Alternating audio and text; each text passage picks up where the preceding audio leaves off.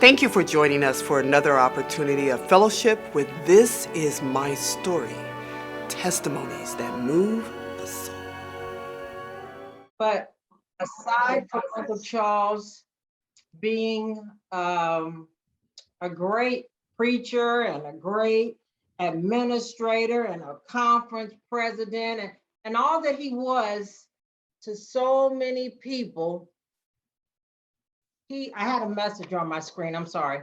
All that he was to so many people, to me, he was just, I won't say he was more than just all of those things to me. He was a family man. He's been to all the baby blessings that he could come to. I think we just showed a picture of Janae's baby blessing. I'm sure if he could have been there, he would have been. He's been to my children's baby blessings, my grandchildren, and he's been to weddings. He performed my son's wedding, and he is just a wonderful family man. And I praise God that he put Elder Bradford in our family because we needed the love that he shared with us. He was my grandmother's baby brother. He was the last living sibling of that group, of that generation. And so it's just a privilege and an honor to come to you this afternoon and to just do a little bit of what Debbie asked me to do. She does such a fine job all by herself. And but I'm just honored to be here and to be a part of the program as we honor the life and the legacy of Elder Charles Bradford. Thanks so much, cuz I appreciate your gracious compliments. I shared last week, but some of you may not know the reason why the way Carolyn and I are related is our grandmothers were sisters. And that's the connection between us. She is one of many households, including that of Uncle Charles there in the greater Huntsville area. There are now so many, I've lost track. I know there's well over 25 family members that are there in the Huntsville area. So look forward to gathering soon. Thanks again. Yes. While we prepare, Lori, we're ready for the first video. Following that video, you may recall that I mentioned Dr. Calvin Ross will give some remarks, and then we will have those individuals who served in administration. Take a look at the video prepared for us, about 16 minutes or so. I hope that this will work out fine, and it is from the SDA history.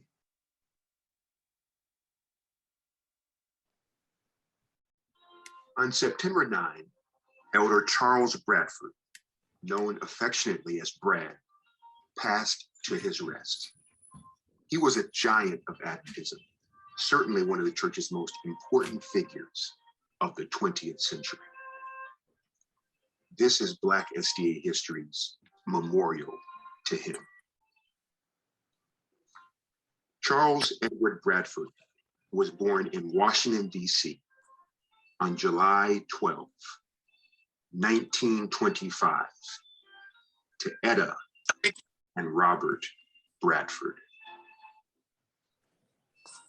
Etta Elizabeth Littlejohn was herself born in Vicksburg, Mississippi in 1883, and she became an Adventist from Bible studies on the Morning Star boat. She was one of the first 16 students to attend Oakwood at its opening in late 1896. From there, Etta attended Melrose Sanitarium near Boston, and for a while was a part of the caregiving staff for an elderly Ellen G. White. Brad stated, "My mother exerted the greatest influence on my life." Etta met her spouse, Robert Lee Bradford, at Oakwood. Robert was born in Athens, Alabama in 1882. He was a part of a core of early Black Adventist ministers, and he pastored and did evangelism in Kansas City, Little Rock, Omaha, Houston, Philadelphia, Cleveland, Washington, D.C., Richmond, Roanoke, and the greater New York area. Charles Edward Bradford was one of 8 children. He also attended Oakwood, where he decided to study for the ministry. Once he was asked, "What made you decide to go into the ministry?" And he answered simply, "Oakwood College."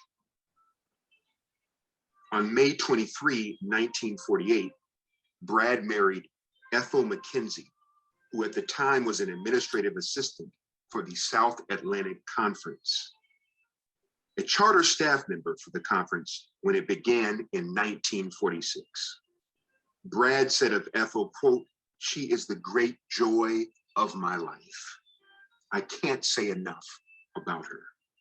The couple had 3 children, Sharon Louise Lewis, Charles Jr., and Dwight. They had been married for more than 73 years when Brad recently passed.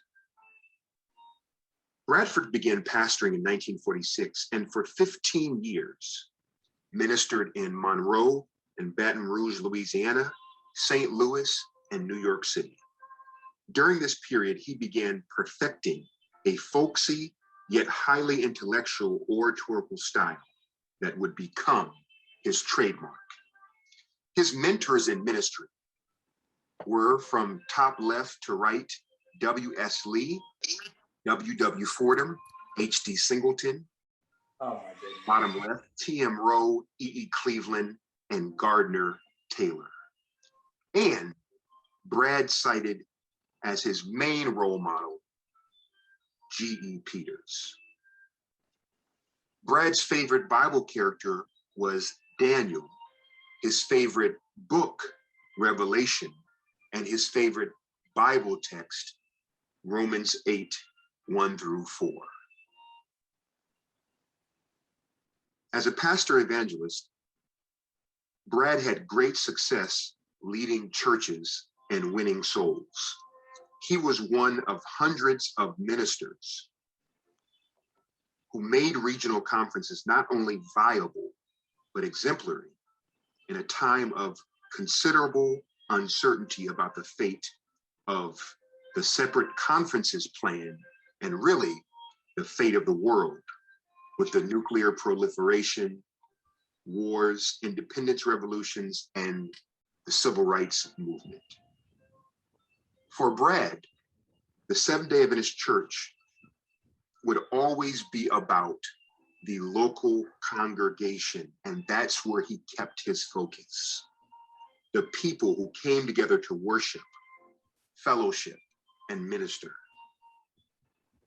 Rainforests are vital to the ecosystem, the jewels of the earth and the world's largest pharmacy. They are responsible for almost 30% of the world's oxygen turnover and have been called the Earth's lungs. More than half of the world's species of plants and animals are found in the rainforest, and Brad called the local church the rainforest of the Seventh-day Adventist movement. Brad stated, "No church member is a second-class citizen or a minor." He loved saying that, "I love it when a little old lady comes to the General Conference complex and looks around and says, 'I'm just looking to see how you are taking care of my property.'" The local members run the church and they keep it running. At 36 years old, Brad became the 4th president of Lake Region Conference and held the position for 9 years. Under his leadership, the conference saw unprecedented growth, increasing its membership by 80%. In this decade of racial upheaval in the United States, as president, Brad directed Lake Region's churches, most in urban areas with large Black populations, to meet the needs of their communities in practical ways, with a special focus on strengthening the Black family. Within the church, Bradford privately and publicly prodded church members to address the racial crisis. In 1966, he wrote a paper to the General Conference session on the great need for the Adventist Church to engage in improving the condition of Blacks in America. Among other things, he stated, quote, "The Negro Seventh-day Adventist is perforce affected by the tension and the drama of his people's struggle for justice and equal rights. Half measures and token gestures do not satisfy now." Bradford set out an 8-part program for Blacks for the Seventh-day Adventist Church to carry out. Bradford was a Black Adventist leader that seemed to transcend race, as unlikely as that sounds, and whose rise showed that the Blacks are only fit to lead Blacks notion was being challenged in the church. His ability as a leader was undeniable, his oratorical and communication skills impeccable, and his commitment to the church's mission unassailable. In his book, reflecting on more than 70 years of ministry, Brad stated, quote, "I have a lifelong romance with the Seventh-day Adventist movement. Right or wrong, it's my church. I am a company man." And so in 1970, he was appointed as an associate secretary of the General Conference. In that position, he facilitated the mission of the church in all its various facets. He became not only one of the most important Black Adventist leaders, but one of the most important Adventist leaders, period. In 1979, he shattered the glass ceiling by being elected president of the North American Division, the birthplace of the Seventh-day Adventist Church and its most influential division. Yes, Bradford was the first Black president of the NAD, but technically he was the NAD's first president, as until 1980, the North American Division was a part of the General Conference and not a separate division.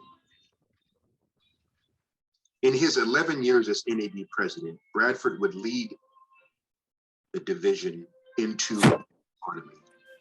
In truth, his appointment was one of the most significant developments in Adventist race relations. Only 35 years earlier, Blacks had no leadership positions other than among their own race, and the church was systematically segregated well into the 1960s and beyond.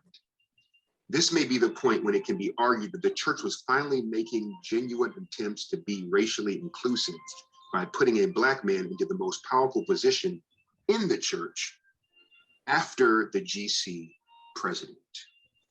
Brad was an effective NAD president. His pastoral manner and servant leadership style was well tuned for a division that was transitioning and coming into its own. Despite the relative prosperity of the United States, the church in North America faced significant challenges. Brad guided the NAD to remarkable growth in membership, focusing on neglected and previously marginalized groups, reclaiming inactive members, supporting global missions, empowering the local congregations through lay involvement, increasing the role of women in ministry, developing lay and humanitarian ministries, addressing challenges in Adventist education, improving race relations, and navigating doctrinal crises. At the GC session in 1990, he retired a beloved figure, a figure who influenced, mentored, and touched hundreds of thousands around the world. Brad had a long and active retirement. In 1992, he was inducted into the Martin Luther King Jr. Board of Preachers at Morehouse College. Always a popular author, he published 5 books in retirement and the subject of a biography. One of his most enduring contributions for me was his vision for the Sabbath in Africa study. As NAD president, Brad had spoken to missionaries who served in Africa of encountering African people who already knew of the seventh-day Sabbath before Seventh-day Adventist missionaries showed up. Brad had also read the portions of the Great Controversy in which Ellen White spoke of the kingdom of Ethiopia that had the light of the seventh-day Sabbath while Europe was in darkness in the Dark Ages. He saw that Christianity was again shifting to Africa as its center. And he wanted to show that this was a reiteration of the past instead of something novel. In 1999, Brad published Sabbath Roots, a volume in which he highlighted the preservation of the seventh-day Sabbath and the faithfulness of God of African Christians, despite still prevalent notions of African as a bastion of heathenism. This work preceded the scholarship of many evangelical authors who later picked up on the topic. With others, Bradford formed the Sabbath in Africa Study Group, a number of distinguished scholars who have published original research on African Christianity and given seminars around the world sharing their findings. In honor of Charles Bradford and two other Adventist legends, C.D. Brooks and E.E. Cleveland, Oakwood University established the Bradford Cleveland Brooks Leadership Center on the campus of Oakwood in 2007. The center's mission is to provide servant leadership training for future leaders and continue the legacy of its three namesakes. In his retirement, Bradford continued to speak around the world and share his vast knowledge with the church's current and future leaders, and to connect with the heart of the church, its members. Brad's tenure as NAD president did so much for the church and its leadership. Although not everything is directly related, after he became president in 1979, there were 12 Black presidents of unions in the NAD. In 1990, George Brown, a Black man, was nominated president, although he did not accept it. And just recently, in 2020, G. Alexander Bryant was elected president of the North American Division, the church's second Black president. Already considered one of the church's premier ecclesiologists, in 2017, the 92-year-old churchman, Brad, published a book laying out his vision for the church going forward. It is a clarion call for Adventists to be about their mission more than ever in a turbulent world. He says the most urgent theological task before us today is to understand what the church is all about and model it, make it visible. He also has some strong liberation theology. At the center of our theology is a God who suffers with his children. And in the book, he encourages us to emphasize that part of our theology. And he says that we have been reticent to do so. He says we are long on proclamation and short on relationships. For all of our history, we have done a great job in defining doctrine and defining the faith and ordering church life. But I cannot bring to mind any extended prime time given to the study of the church as a relational end-time community. Why not now? Brad states that he loves his church, and more than ever, I think as his parting word to the church, he wants it to model the Christ of relationship and thus fulfill its mission to preach the gospel.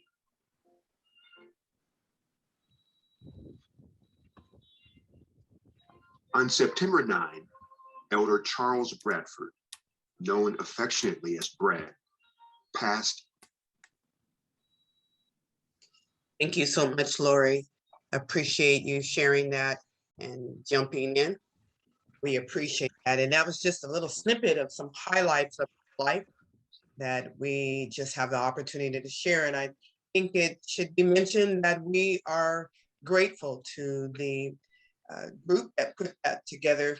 And I believe that was the blacksda.com SDA history group. So thank you for such a wonderful reflection of his life.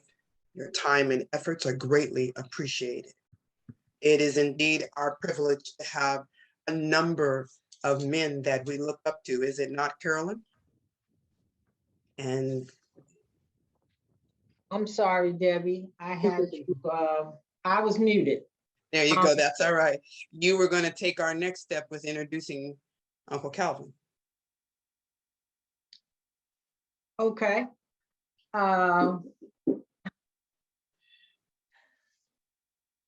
Wow. Let's see. What can I say about Debbie's Uncle Calvin is my cousin Calvin. Elder Calvin Rock. And so as most of you know, he's probably no stranger to those of you who are on this line. He is also one of the great pioneers in Adventism, and he is also one of our family members that we love dearly and that we cherish. Uncle Charles, Cousin Calvin, I guess now, between you and Uncle Bobby, you all have become the patriots of our family. And I know the baton could not be passed on to such any man any greater than you guys.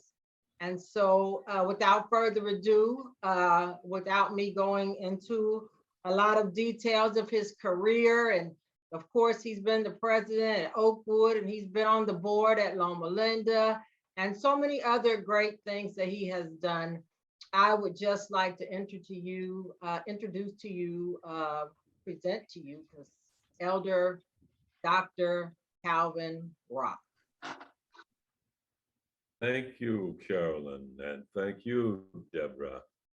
I am happy, honored to be on the program today, along with my dear one, my dear wife, Sharon, and to listen to that absolutely splendid video regarding the life and service of Uncle Charles.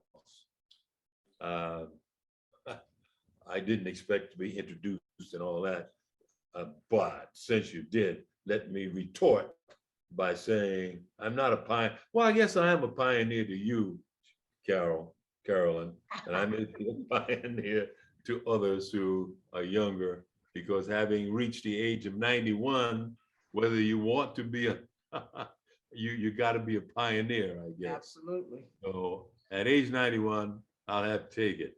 But as far as being the patriarch, remember there's another member of the family who's older than I am, who's still alive, and that is Robert. That's right. Your uncle. That's Your right. Uncle Robert. And to those of you listening to all of this, we're talking about the children of Robert Lee Bradford and Etta Elizabeth Bradford, who was that one who went to Oakwood in 1896. And she is like patient zero. She's where all the SDA thing began. She is the charter, not only one of the charter members at Oakwood, but going to school there. But she is in all respects the charter person for the history of Seventh-day Adventism in this family. And with the passing of Charles Edward Bradford, the youngest of her children, the link is broken, because the 8 children that she had are all gone now.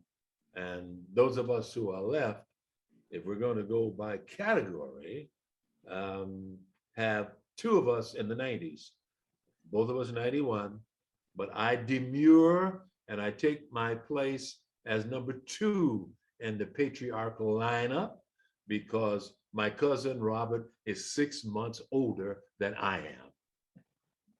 So I defer to Robert, but I am happy to refer to Charles and to talk just a little bit, not much. Nothing could beat what you just heard. It's hard to add on to it. That group that put out that video did a first-class job, and kudos to them. Deborah did say to me that I might talk a little bit about some other aspects of his administration. And I'll do that briefly by saying, first of all, that he was at the forefront, and this was mentioned in the video, but I can tell you from personal observation, he was at the forefront of the fight for justice, social justice in the Seventh-day Adventist Church. Separate but equal began in 1896, and separate but equal lasted in the United States until 1954. And all during that time, 58 years, the church was thoroughly segregated. Remember, Charles was born in 1925, Charles Bradford, in 1925. So he was born 25, 28 years before separate but equal was annulled. So he began his ministry while the United States was still suffering from legal separation. Remember, that's what separate but equal was. And he was among those who were the original pastors in Black conferences that started in 1944. And by 1946, when he finished Oakwood and began to pastor, things were still very, very much stiffly segregated by law in the country and by practice in most of the church. But it was Charles Bradford, whose letters I have and whose speeches, copies of which I have, who was one of the very first, along with W.W. Fordham, who was mentioned as one of his role models, and W.S. Lee, and the other group you saw in one of the shots of the video, who protested.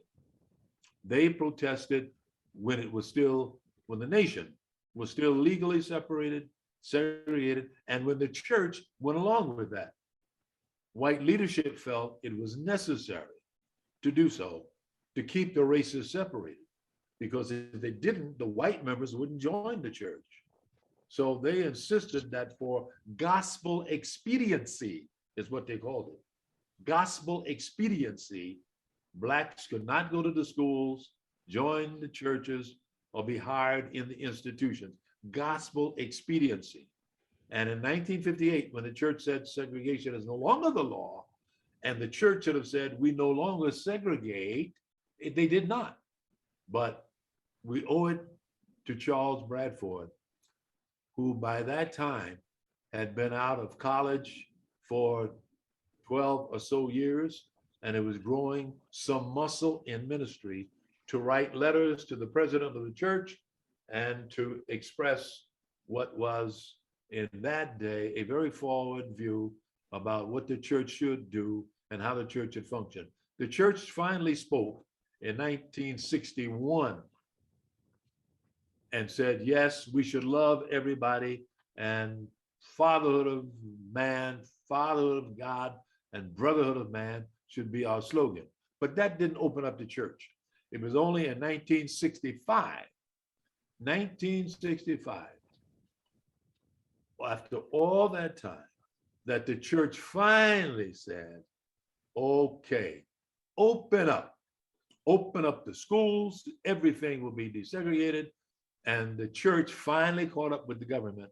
And by that time, Charles Bradford was president of the Lake Region Conference And he went on from there to do the other things that you've read or you've heard about. And I thought I would add that little color to how things were when he began and the kind of champion that he was as he moved up the ladder in administration. And he never deterred. He never looked back. All during his administration, he fought for his race. And he couldn't do it at times publicly. He had to work behind the scenes because he had to get along with all the races and ostensibly treat everybody the same. But you can be sure that he was not the same. He was always plugging for the race. He was behind the small conference fund, which gave to Black conferences and all the conferences that had a lower tide income, special reversion funds, they called it. He hired a number of Black pastors to come with him when he became president of the North American Division. Sam Myers, Pastor Sam Myers, Pastor Robert Woodfork, Pastor William Scales, Pastor Van Putten, and others, and some females he brought in with him. And at every step along the way, he was not only a company man, but he was a race man. He was proud to be a Seventh-day Adventist, and he was proud to be a Black man. And I'm proud to be his nephew, and I'm proud to be able to say just that little bit about a man who was my mentor, my counselor, and whom I admired just to the very end, not only because of his preaching, but because of his wisdom, and because among all the men I ever met, he was as strong and as forceful and as brave a soldier for the cross and for his people. Thank you so much, Dr. Rock. I appreciate your willingness to share some snippets of your observation of the man, legacy, and the integrity in which he served his people and his church. Speaking of the church, there are some administrators who have now been in positions, those African Americans that have served in various places, and in some cases follow as a result of the service of Elder Bradford. So we're going to hear from them. First, I'll call on Elder Virgil Childs, currently the Vice President of Black Ministries for the Pacific Union, having served as a coordinator, I believe it was in Central California. Northern, thank you. As well as pastorate there in Northern California. He has just been reelected to continue his tenure there at Pacific Union. For those who may not understand Pacific Union covers a number of states: California, Hawaii, Nevada, Utah, Arizona. Did I leave out anything, Elder Childs? Yeah, I think you got everything. Arizona. Okay. All righty.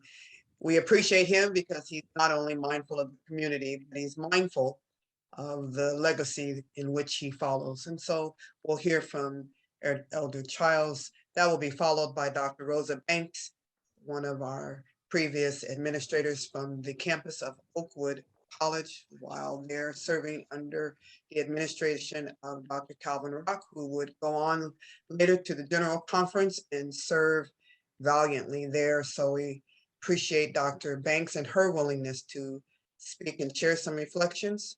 Following Dr. Rosa Banks, if you will allow us to continue, we will hear from Elder Ted Jones, previous president of Atlantic Union Conference, and also an individual who served in ministry here in Southern California. And then following Elder Jones, we'll hear from Elder and Brown, coming to us from Nashville, Tennessee. Elder Brown is the previous president from the South Central Conference there in Tennessee. So let's enjoy some of the reflections and the thoughts, starting with Elder Childs. Thank you, each one, for taking of your time and helping us to celebrate the legacy of Elder. Well, thank you very much. I appreciate the opportunity. It's definitely an honor. I have to begin by saying that, when the Lord led me into the the Seventh-day Adventist message. I was 13 years old, and I had here on the West Coast, I had a very restricted perspective in terms of the organization. I embraced the message, but in terms of the organization, that was something that it was slowly, evolved and revealed to me. And as I said, being on the West Coast, I had a very limited perspective. However, the Lord saw fit to lead me and guide me, and particularly as I matriculated to Oakwood College, now university. And I can recall us, there in Edwards Hall, and just about all the guys in my suite there, we were theology majors. And, I was senior, and a couple other seniors, and most the other guys were upperclassmen. However, we used to sit around and we used to talk. Now, someone is really iconic when you refer to them by either just their first name or a nickname. And it was by no means disrespectful, but there's only one Cleve and only one, and definitely only one Brad. And we really didn't have the right to be calling these men by those abbreviated names, but they were so iconic, and the fact that they were inspirational, and also it was aspirational for us, that as we observed and took notes from Elder Bradford, his pulpiteer expertise, taking notes from his not only the talent and the gift, but you could see, and I know I speak personally for myself, that there was an encounter there between Elder Bradford and the Holy Spirit when he stood in front of that pulpit. I heard him speak on several occasions here on the West Coast, and most of what I observed of him was from a distance. But then one day I had the privilege, nice privilege of encountering him close up. And, he had the I had the opportunity of hearing of having dinner with him one Sabbath there at the home of one of the faculty members. And I can remember, I was just amazed to be able to do a little one-on-one with Elder Bradford. But I remember we were having dinner there, lunch there at the table, and then we were about finished with lunch, and we were about to leave. And I remember Elder Bradford yelled to me as I walked out to the car. He said, "Hey, Prophet." I said, "Yes, sir." He said, "What kind of car you driving?" And I told him the type of car I was driving. He said, "Yeah, I want to tell the brethren how you're spending their money, And I began to see him as not just as this iconic, revered preacher, as a person who enjoyed people, who loved people, and I was just elated and delighted to be able to interact with him that afternoon, and to hear some of the things that was on his mind, how he expressed himself up close and personal. It was a beautiful thing. I probably will kind of end with this, and that is that it was not still most recently position that I find myself in terms of administration that I began to understand and appreciate what Elder Bradford and others had gone through, not only as preachers and speakers and church leaders, but also as administrators. And as was said previously, a position that they took around the table with voice and vote. Praise God for vote, but praise God even more so that they were not fearful of voicing their opinions, sharing their ideas, being an advocate for what was just not just Christian, but what was just right. But I appreciate Dr. Bradford, and forever thankful for all of his contributions. So thank you for allowing me to say a few words today. Thank you, Elder Childs. I appreciate it so much. Kind regards to your wife. Okay, thank you. We continue. Dr. Banks? Yes. Do you hear me? Yes. Okay. I want to say good afternoon to everyone. And thank you, Debbie Banks Austin, for inviting me to share a few memories. First, I would like to make a correction. I served as Associate Secretary of the General Conference and not a Vice President, as wonderful as that might have been. Thank you. To provide some context for the memories I will share, let me state that while I had heard of Elder Bradford many years before I met him, I really got to know him when he served as the chairperson of the Oakwood College Board of Trustees during the 1980s.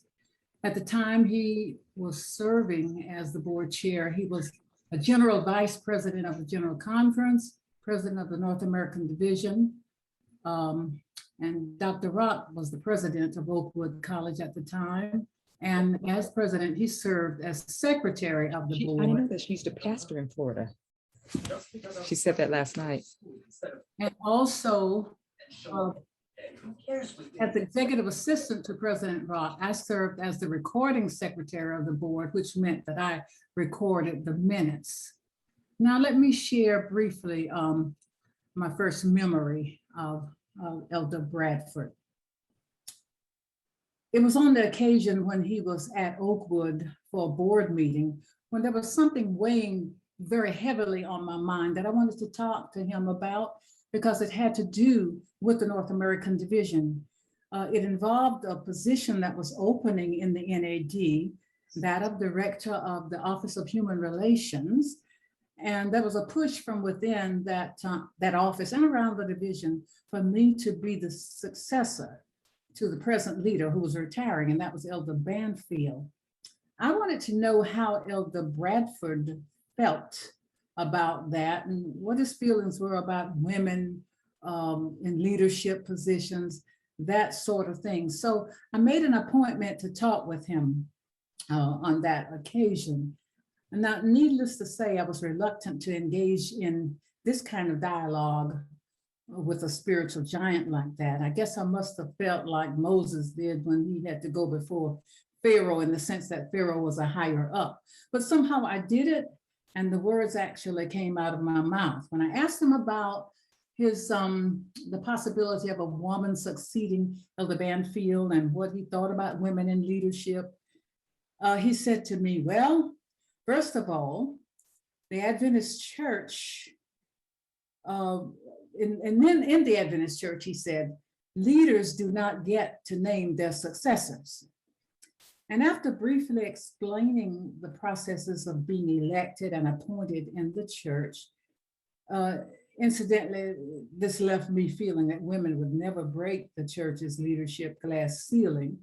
But he began to encourage me not to give up, for if church leadership was my goal, when God ultimately was in charge of the organization, and in other words, to that effect, that led me to feel confident somewhat by his advice. But I still had a lot of questions, and I could go on with that, but I promised to be brief. So I'll go on to my second memory, which led me to know that he was very supportive of women in leadership service.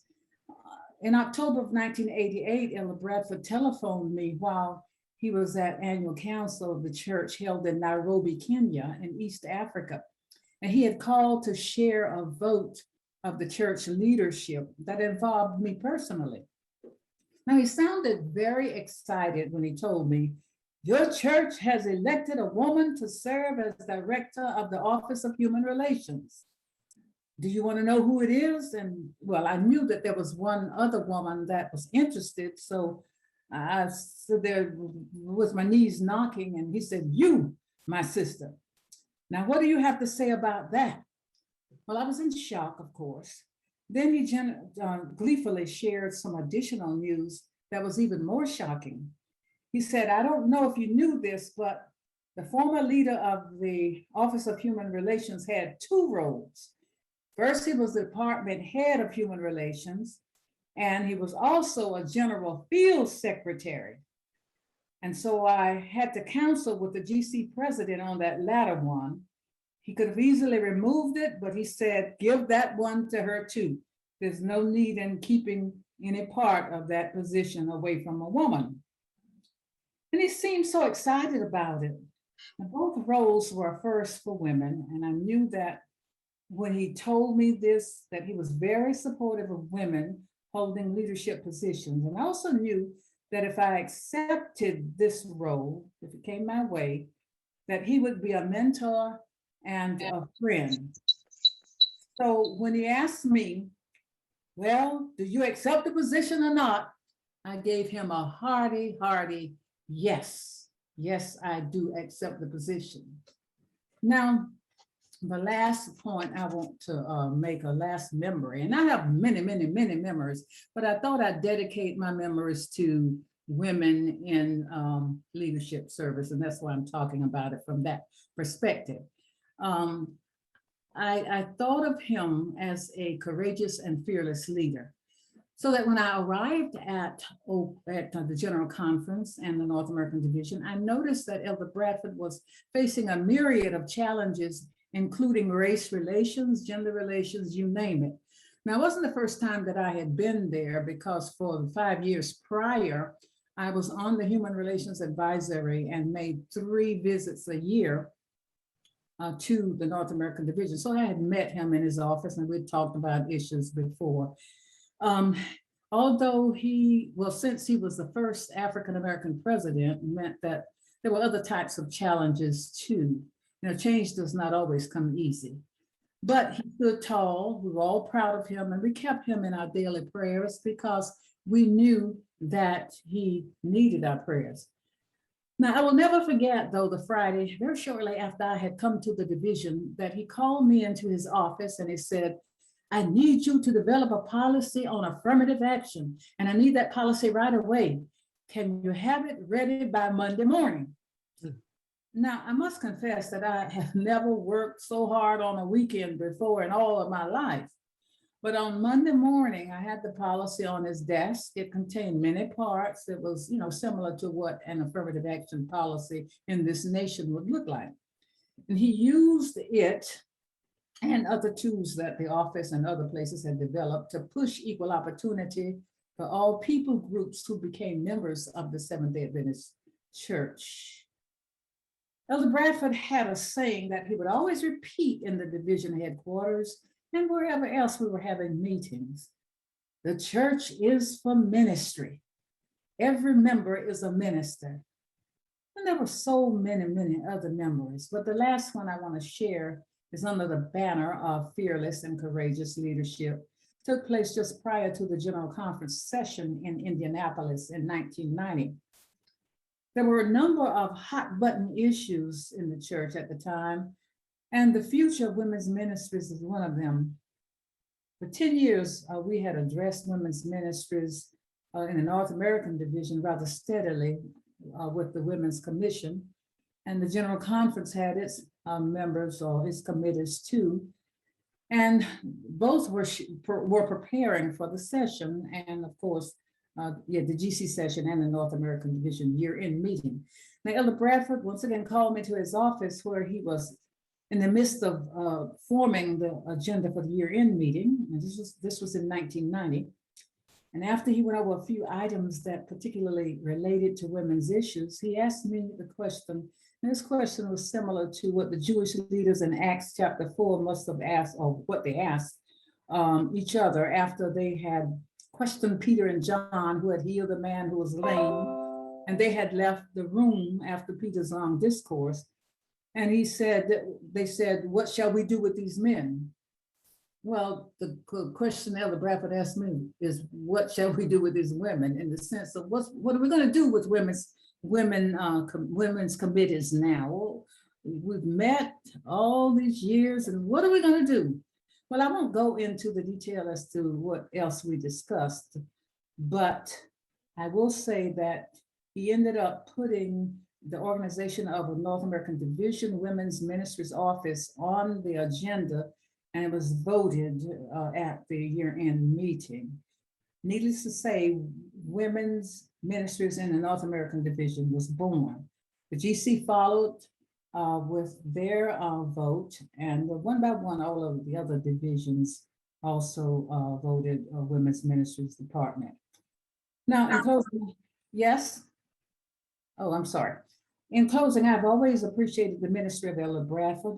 Under his leadership, our new North American Division was created, and many policies were implemented to strengthen the people of God.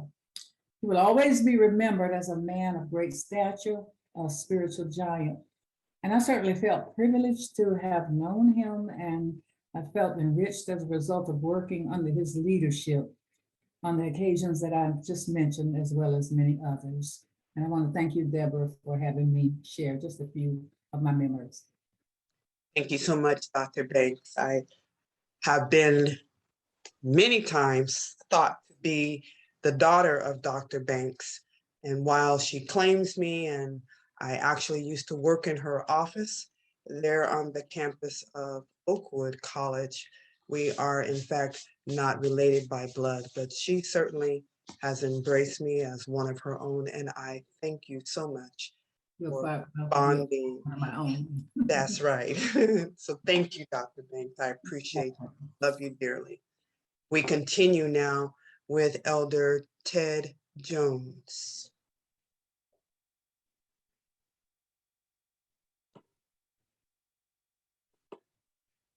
Elder Jones, are you there?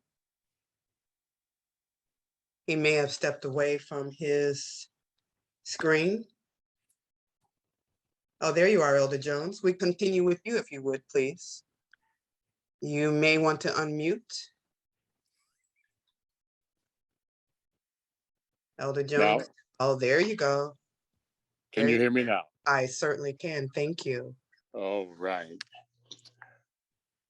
One of the big blessings of my life was to go to Oakwood College.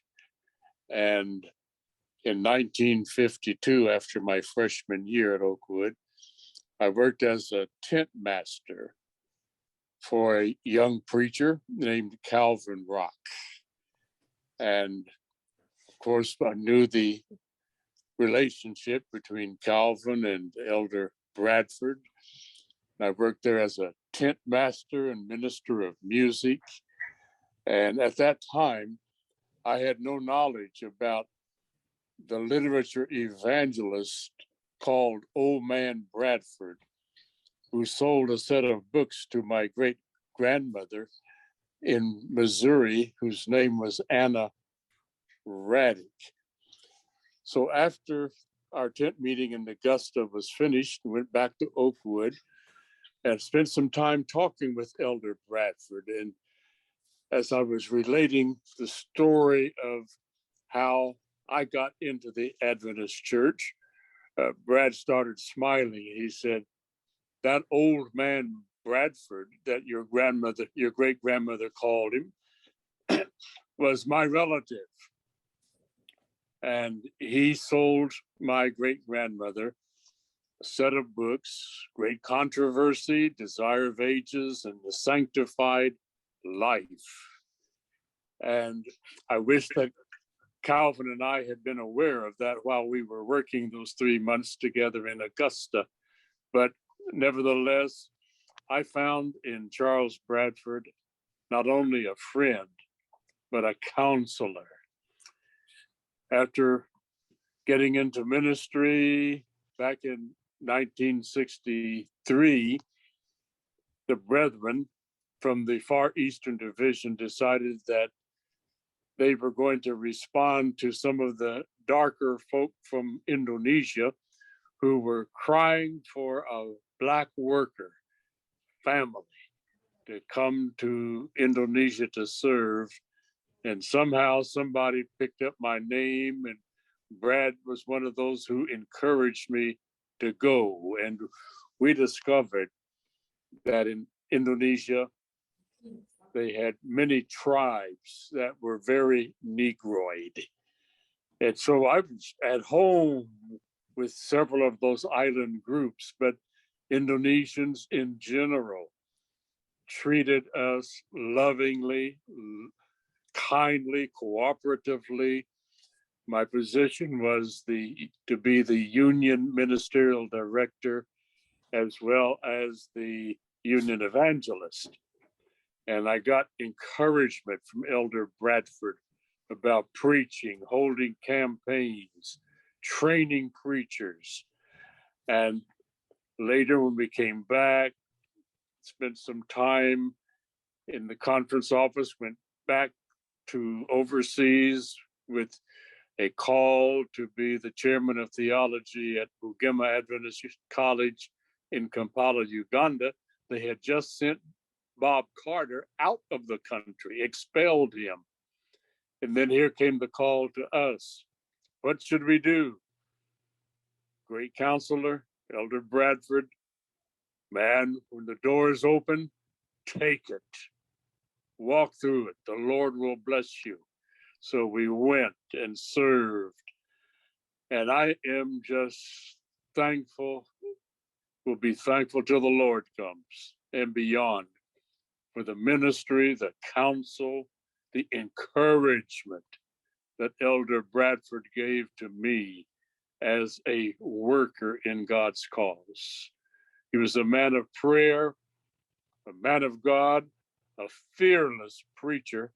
I used to watch his face as he would say biblical characters' names like Nebuchadnezzar, because he had a way of pursing his lips when he would throw that name out. And I enjoyed that experience.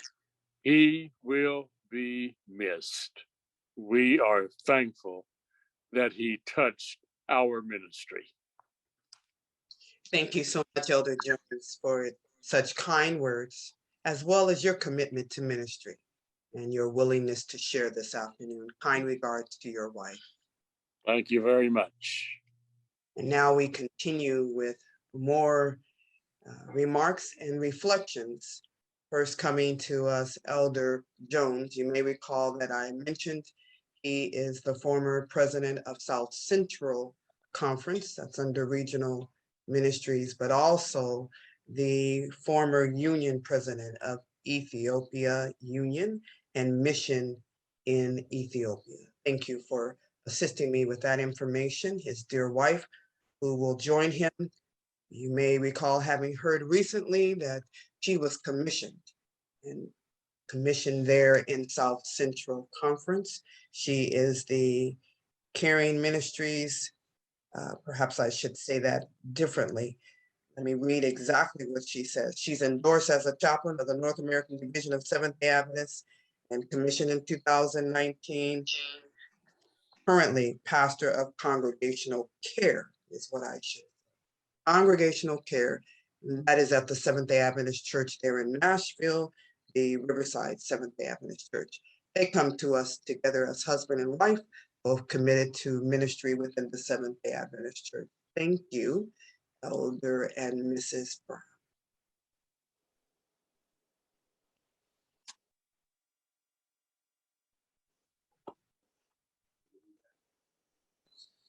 Thank you, Sister Austin. And Brother Austin, I see you back there in the background. Good to see you, man.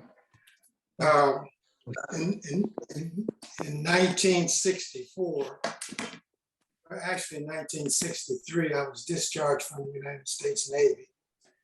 And I was in Chicago, Illinois, and I joined the Adventist Church, and I was baptized at the Shiloh Church under Elder Myers. I finally met this man I had heard about, Elder Charles Bradford, who was the president of the Lake Region Conference at the time. And I remember that meeting very vividly. And I was so impressed by our initial conversations that we had together. Later on, after a period of time in 1980, Elder Bradford recommended me to serve as a member of the General Conference Executive Committee as a pastor with myself and Elder Mims. We were two local pastors who were asked to serve on the General Conference Committee. And it was quite an honor for both of us. I'll never forget it. I talked with Elder Bradford about it, and he supported it. In 1984, I went through a personal situation, and Elder Bradford called me and talked with me about the situation, and we addressed it. And I will never forget the spiritual counsel that he gave me on that occasion. In 1991, I was married. Elder Bradford performed the marriage between myself and Janice, and he did a tremendous job. I'll never forget it. In 1991, in 2001 to 2005, Janice and I went to Ethiopia, and Elder Ted Jones, who was just on a moment ago, escorted us over there and introduced us to the Ethiopian Union. I served there as president of the Ethiopian Union for four years and a couple of months. I have a letter that Elder Bradford wrote to me on the 6th of 6/17/2009. And I'm going to read that as I close. Dear Brother President, at that time he was living, he had moved up from Florida to reside in Huntsville, Alabama. And he was attending our camp meeting there. And he said, Dear Brother President, great camp meeting. Thank you for counting me in. South Central is in a high gear. Your preachers are sharp. Your office staff is on the top. The program was well planned and well executed. An abundance of blessings to you and your fine associates. Blessing, Brad. Charles Bradford, President, retired, SDA Church in North America. And I've kept this letter in the memoirs that I have from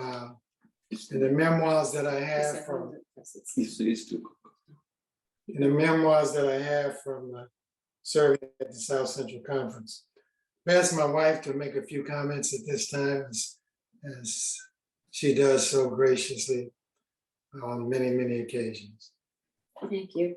Actually, my husband said what I was going to say, which was one of the most pivotal memories that I have of Elder Bradford, but there are many others. And one in particular that I like to share is when I was one of the assistant professors of psychology at Oakwood College then. One evening I was sitting in my office. It was late afternoon, early evening actually. And I was just preparing lectures for the next day when I heard a knock at the door. And I said, come in, but the person didn't come in. So they knocked again. I said, come in, thinking it was just a student. And I went to the door, and when I opened it, there stood Elder Bradford. And I was just taken aback for a moment because I thought maybe he got lost in the building and he just happened to come knock on my door to find directions or something. And so I was just excited about seeing him. And I said, oh, hello, Elder Bradford. And he says, hello, Miss Janice Johnson, how are you? And I was taken back again because he knew me, he knew my name. And he said, I just stopped by to say hello. I was just absolutely just floored, excited in disbelief because, you know, Elder Bradford was one of the individuals revered in the Seventh-day Adventist Church. And when he would come to the campus, everything was just set in order for him. And here he was standing at my door, coming into my office to sit down and speak with me. And so as we talked and talked, he said, so how do you like it here? How are you doing? Tell me. And he just began to ask questions about my teaching there. It was just a wonderful conversation. And then he said to me, you know what? I'm getting ready to retire. And I said, oh, really? Why? He says, you know something? You have to know when to go. And that just kind of stuck in my mind for years and years. But he was such a down-to-earth, friendly, warm, approachable Christian gentleman. That is what I remember most about him. And I said, so why did you come and visit me? I didn't even know you knew me. He says, of course I know you. He says, I've worked with your mother. I know all of you. And he began to name my siblings. He was such a personable person. So I thank God for having known him, for him having known me, but most of all, the fact that God knows both of us, and that one day, very soon, I hope, we will be able to meet with him again. God is good. Thank you so much, both of you, Elder and Mrs. Brown, as well as your commitment to ministry as well, and sharing those reflections. And now we're going to pause just for a moment. I want to share with you a little bit of a video that I think you'll find exceptionally enjoyable. It's a nice video because you're going to also see Mrs. Bradford. And I think you'll discover, like I did, there's some moments worth seeing, and then there's some laughter. Then we'll finish up with our remarks, and that will be from Dr. Washington Johnson, Dr. Joyce, Attorney Joyce Johnson, Dr. Mildred Johnson. And then we have Mr. and Mrs. Peters, Lois Peters. We have Mr. and Mrs. Cliff and Freddie Harris, and the Harvey family. So we'll take about 15 minutes. Lori, we're ready to watch a little bit of this video, and I think you'll find it very enjoyable as we take a look at some of the things having to continue with this legacy.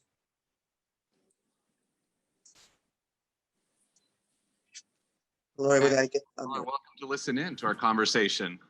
Just want to make sure you have your microphones ready, Mrs. Bradford. Yours. Let me help you out here.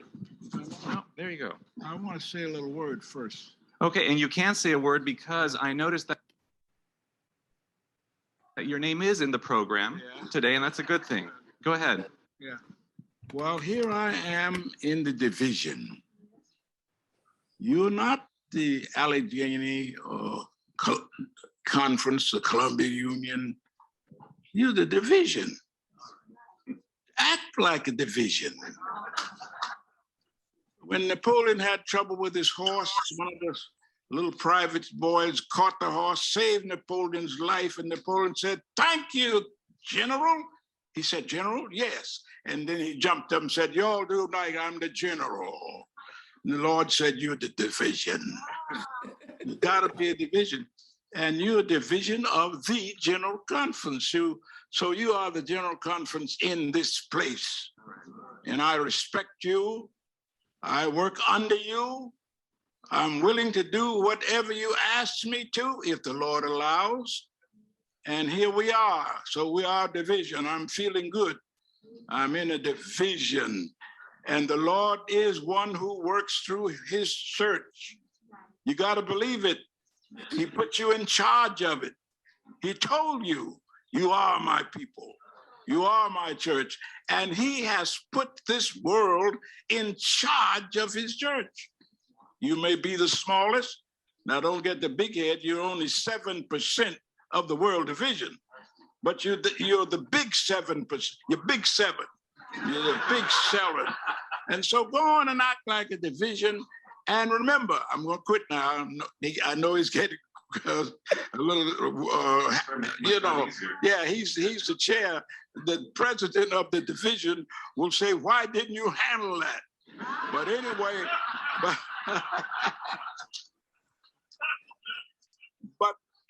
but this is your special work, and I'm so happy. I'm so proud. Ethel and I are here. And everybody's been so good to us. So I had to say this little word. You done good.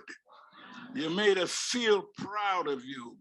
And we certainly appreciate the gifts that have come in.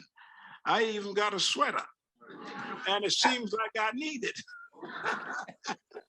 But we're going to go back with joy in our hearts. So just keep us in your prayers, and we'll think about you. And we'll be like my children used to pray. And Lord, bless the colporteurs, and bless all the preachers, and bless all the missionaries, and bless the North American division, dear Lord. Amen. So I'm going to start asking Mrs. Bradford, actually, does he always have a little word at home like this sometimes when it's just the two of you? I don't talk very much. No, does he have a word or two at home like that? 2 or 3. 2 or 3. So, Elder Bradford, this is kind of where it began for you. You were born in Washington, D.C., Yeah. but you moved around. You've said before you had kind of a nomadic lifestyle as a child, and you ended up at Oakwood. Yeah. Did you go to study to be in the ministry? No, I didn't go to study to be in the ministry. I didn't know what I went to school for. I just went to Oakwood because a lot of my buddies in the Ebenezer Church in Philadelphia were going to Oakwood. So I must go to be with my buddies.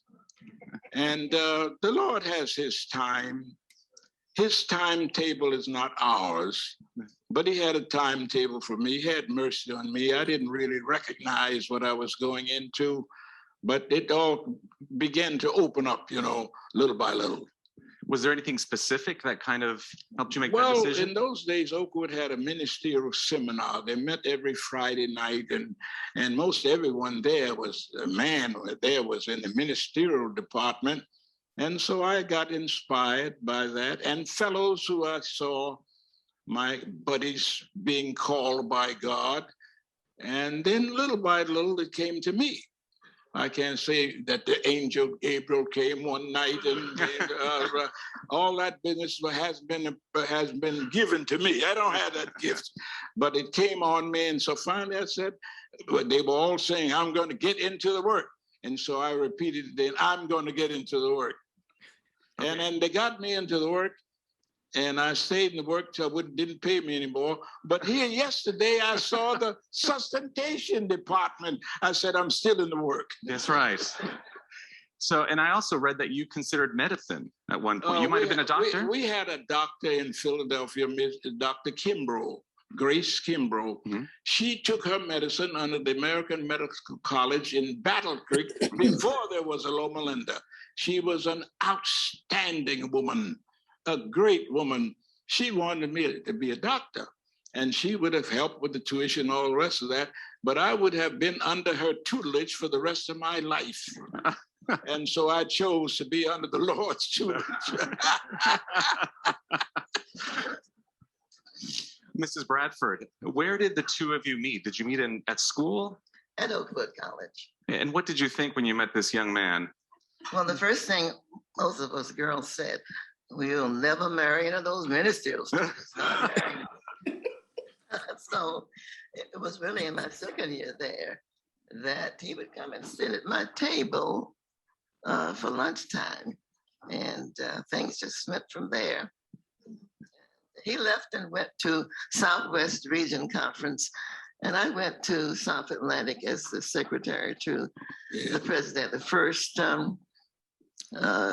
regional conference in South Atlantic. It was Elder Singleton was the president. I was his secretary. I was 19. And when did you marry? So 2 years later we married. Okay. I worked 2 years at that conference, and then we got married. I was back and forth from Baton Rouge, Louisiana to Atlanta. And in those days, you had a report when you went out of the field. You brothers haven't seen those report blanks we had every day, everywhere you went and so forth, and the brethren would study it, But I didn't understand that either. I just went on over there anytime I got ready or enough money for gas. He only got there twice. Yeah.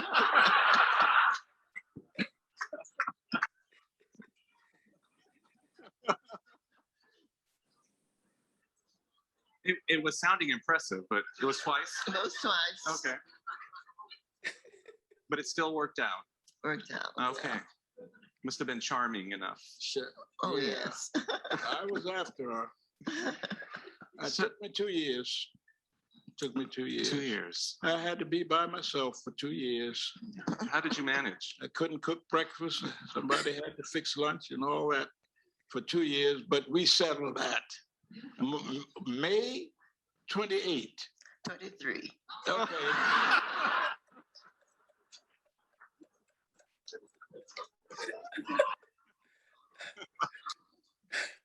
Touche.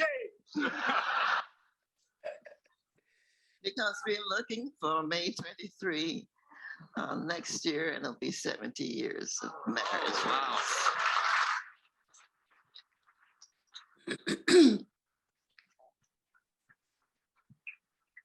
So, you know, when we see couples that have been married that long, we want to ask, what's the secret? So what's your secret? Put one foot ahead the other every day. Day by day. And time will go. You look back now, boy, where has time gone? But then I look in the mirror. Yeah. Well, I tell young couples, when we got married, there was no turning back. You know, we didn't consider have that option. divorce or any of that. So that kept us going. You know, we're going forward. Yeah. You're a great example too. And when we went, we were in Arkansas, Louisiana. Then they organized Southwest Regional Mission. And then after that, they called them a conference. And later we were called to the Central States Mission. That's where the secretary of your division comes from. Central States Division. Mission, and then a couple of days later we were a conference. So we saw both sides of the story, and I want to tell you one thing: your regional brethren ain't doing bad. We learned how to work together, and the work sprung forward with the coming of the organization of your people of color. It came into town. And we all worked together, and we always had friendship between each other. I had 10 efforts in places where only the sheriff could say, go and put it there, boy. I'm the sheriff. And anybody bothers you, but don't sing too loud. Don't sing too loud, because the white folks get you. So he shepherded me on. I had the sheriff on my side. So it's a wonderful work. And I got to tell you this, because ain't nobody else can tell you. Yes, they should. The town, a little town in northern Louisiana, nobody could explain it to you if you haven't been there. And you know, the people in the church already established there. We only had 3 or 4 African American people who were Adventists, and the people in the larger church, they came over, but they didn't come so the other people in the community would see them. They couldn't do that. They came when they could, almost like Nicodemus at night, and helped us and wired the tent and all those things and talked to the mayor for us. Y'all don't know what it's all about. That was Monroe, Louisiana, where we had no work there. Don't let anybody separate you. Don't let anybody tell you that the union is so forth and the division and so forth. Pogo said, we has met the enemy, and there's us. Us. We got to say us, we. Us. Don't say y'all, us. Cut that foolishness out. Us.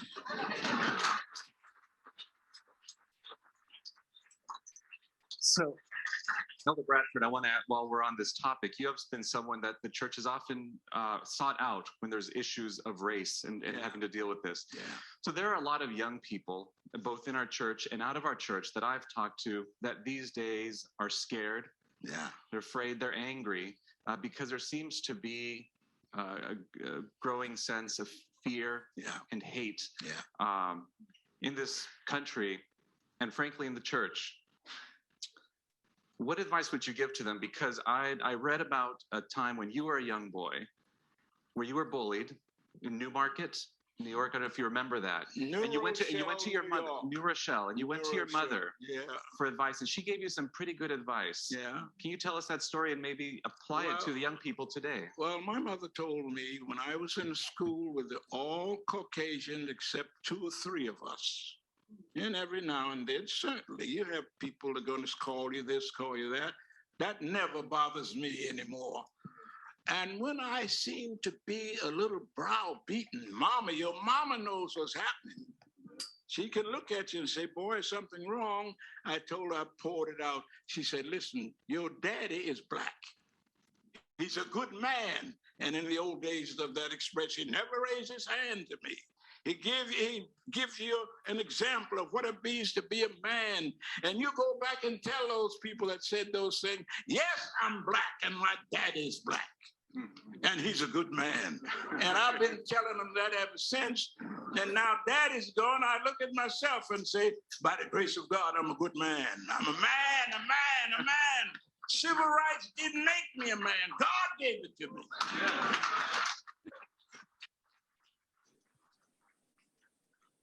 So what counsel would you give to some of these young people that may be watching us right now? Well, Mom better talk some now. I can't help her.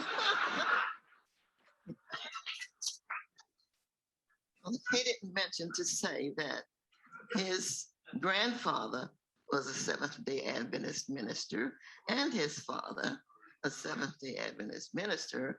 So I don't know what else could he choose, you know? Yeah. But then his mother came in the message on the Morning Star boat when it was at Natchez, somewhere there in Mississippi. Vicksburg.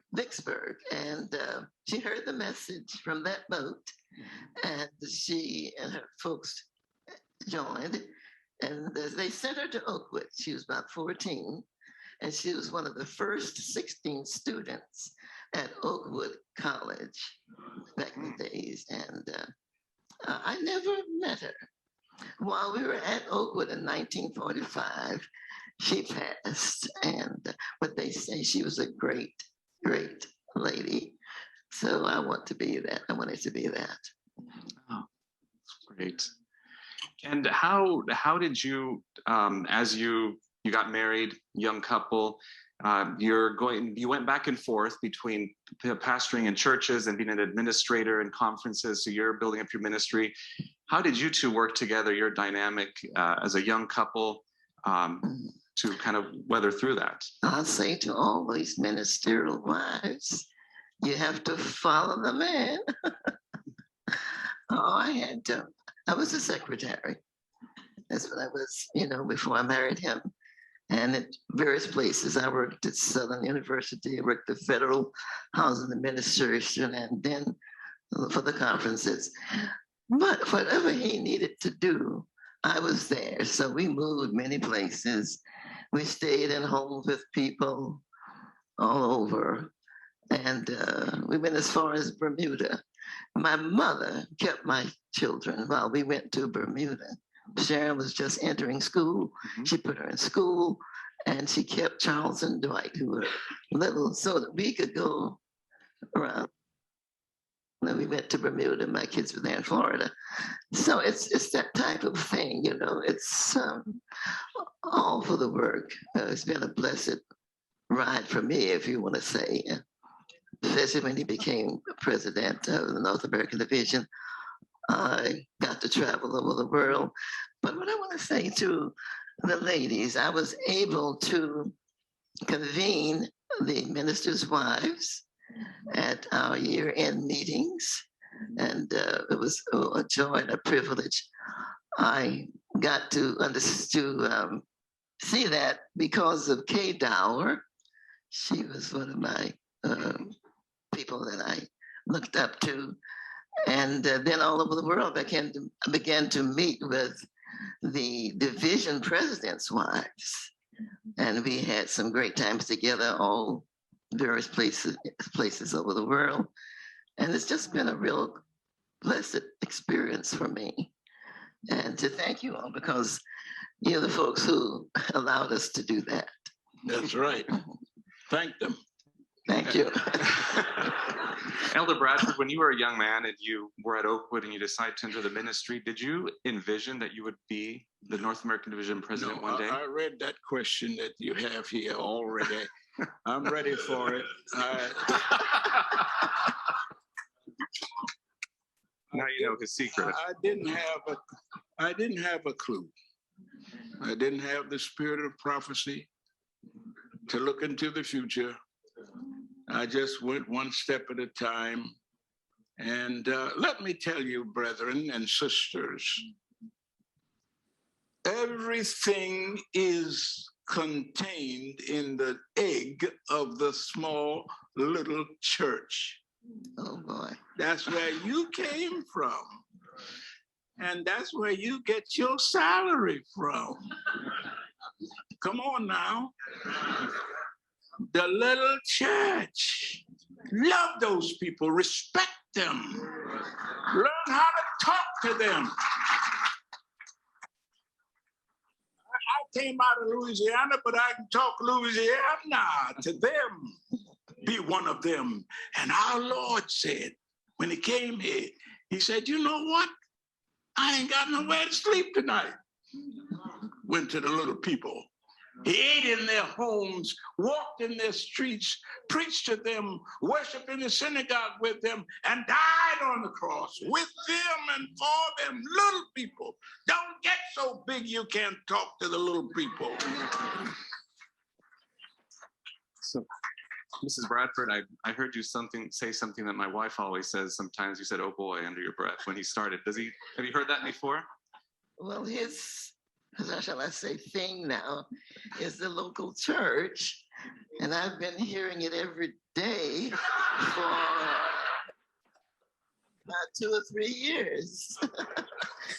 And so I think he says he's finished the book. But I see he's still getting up in the morning. I said, oh, don't worry about adding anything else to that book. It's fine. So we hope it'll come out by the end of the year. Okay. But it's on the church. So when he said that, I said, oh, boy. Well, every time I get a group like this together, I practice my sermon. Okay, that's right. If it doesn't go over with you, I throw it away. Yeah. So, Mrs. Bradford, what went through your mind when you first heard that your husband was going to be the North American Division president? Well, that's something I shouldn't say, but I wasn't thinking about it at all. Because he had been told that he could be one of the General Conference vice presidents, but not the North American Division president. So I was over at my office in the new building there and doing my work, and didn't think anything about that until somebody called and said, oh, they want you over there. And I found out that's what was what. And you should see I meant to bring it to you. You should see my picture there because I was trying to look solemn, you know. And there's a picture that was published on the back page of the review. They used to put those things on there, and I have it. The lady told me just yesterday that she remembers what I had on. I couldn't believe it. And she did, and she was right.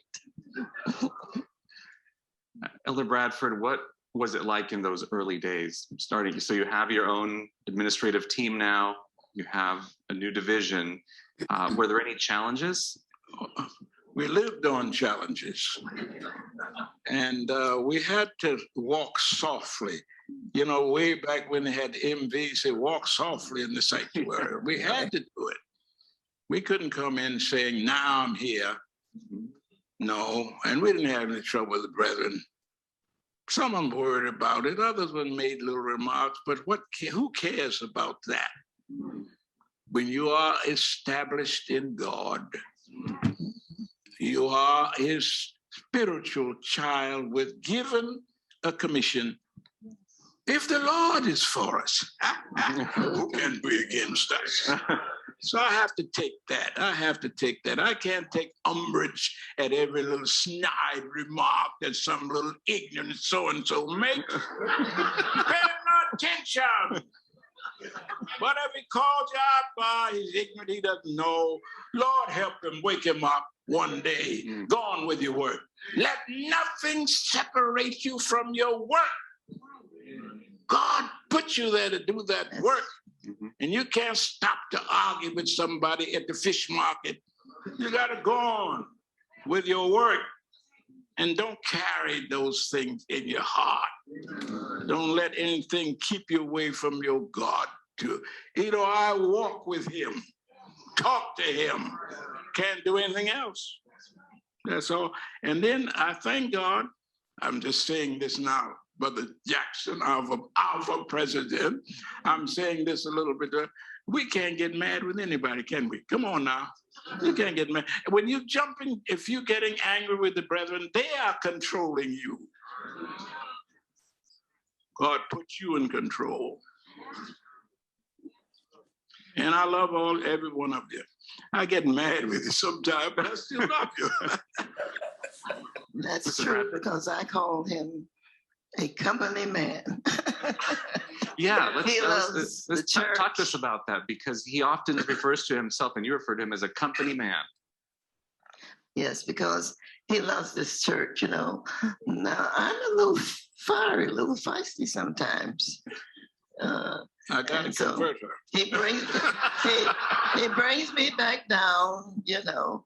And the end of the story is that he is a part of the, how do you call it? Third angel's message. No, the Church of God and Sons. Oh, yeah. Whatever. Yeah, the House of God and Sons. That's what it is. Yeah. So we talked about challenges, but what about joys? What is something that you accomplished or that transpired during your presidency? Well, I confess something here. We always said, we kids at Oakwood just say, I want to get out into the work. And you get out into the work and you're absorbed in your work. The brethren give you 2 churches, then they give you 3. They say, Brother Bradford, you have to take care of the number 4. And so you're in the work. You have children, you have a family. And I have not understood as well as I do today how my family sometimes had to adjust to things. And I even now look back and said I should have done more for my family. You I say, understand. huh? I understand they're out there. Oh, I got some kids here somewhere. Yes. Charles. Ethel said, let them stay. Where's Sharon? And that Charles, Sharon. My first son, that Dwight. They're in the back.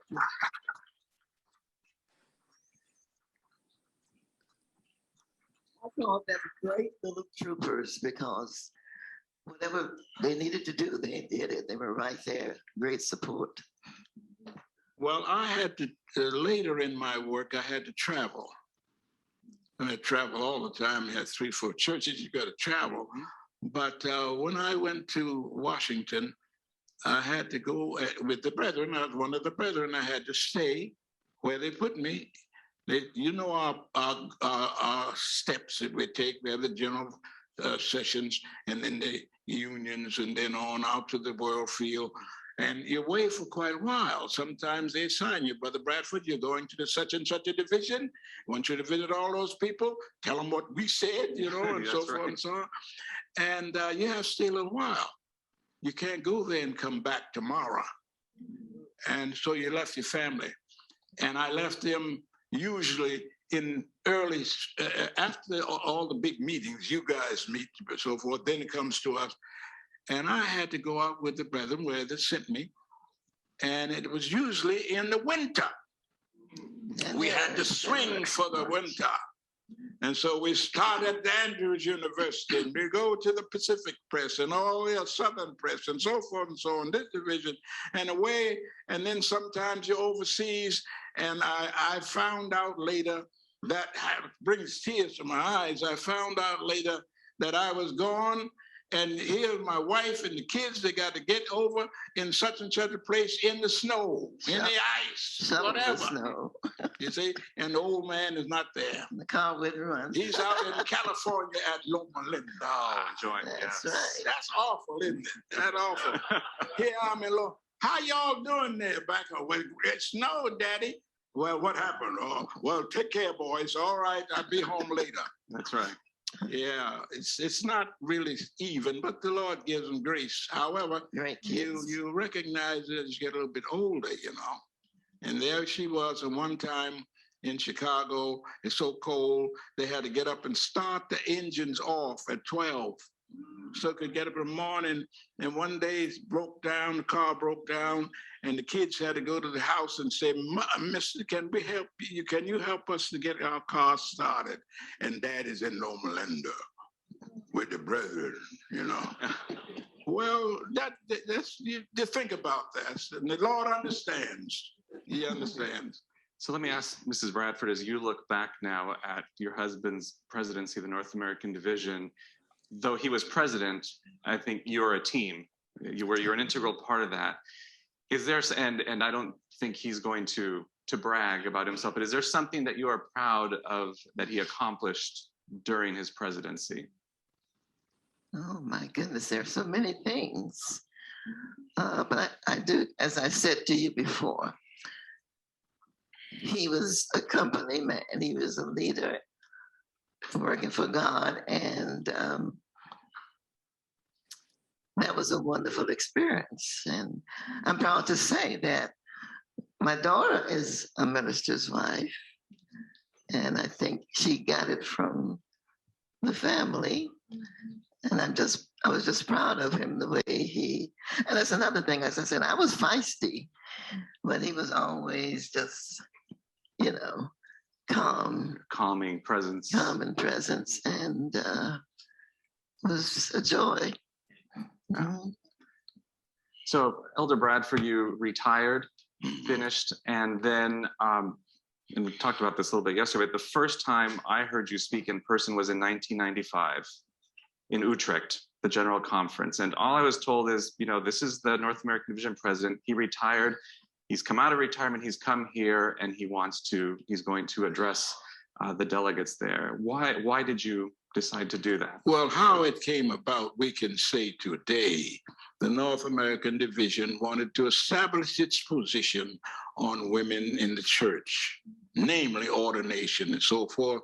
I was already retired, but the review man and others who had got to be my great friends, I trusted in them, and they called me and said, Brad, we want you to come to the General Conference and make a statement on behalf of the North American Division. I did not volunteer to do that, but I did the best I could. And of course, I found out that there are some times when people almost stole the stones rather, get your helmet.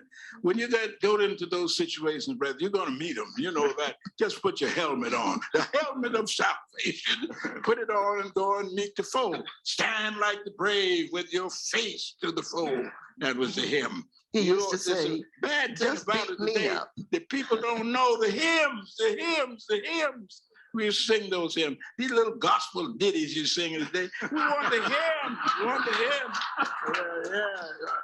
So I really faced a tough time over there. I was pretty opposed by the world field. And so you brethren out in the hinterlands, you got to be careful and got to be faithful, but you got to stand also like the brave. As I told your president one day, you have to stand like the brave, and you can't get mad at people. You can't get mad. You got to say us and not them. All right now, you old boys in the division, you got to say us.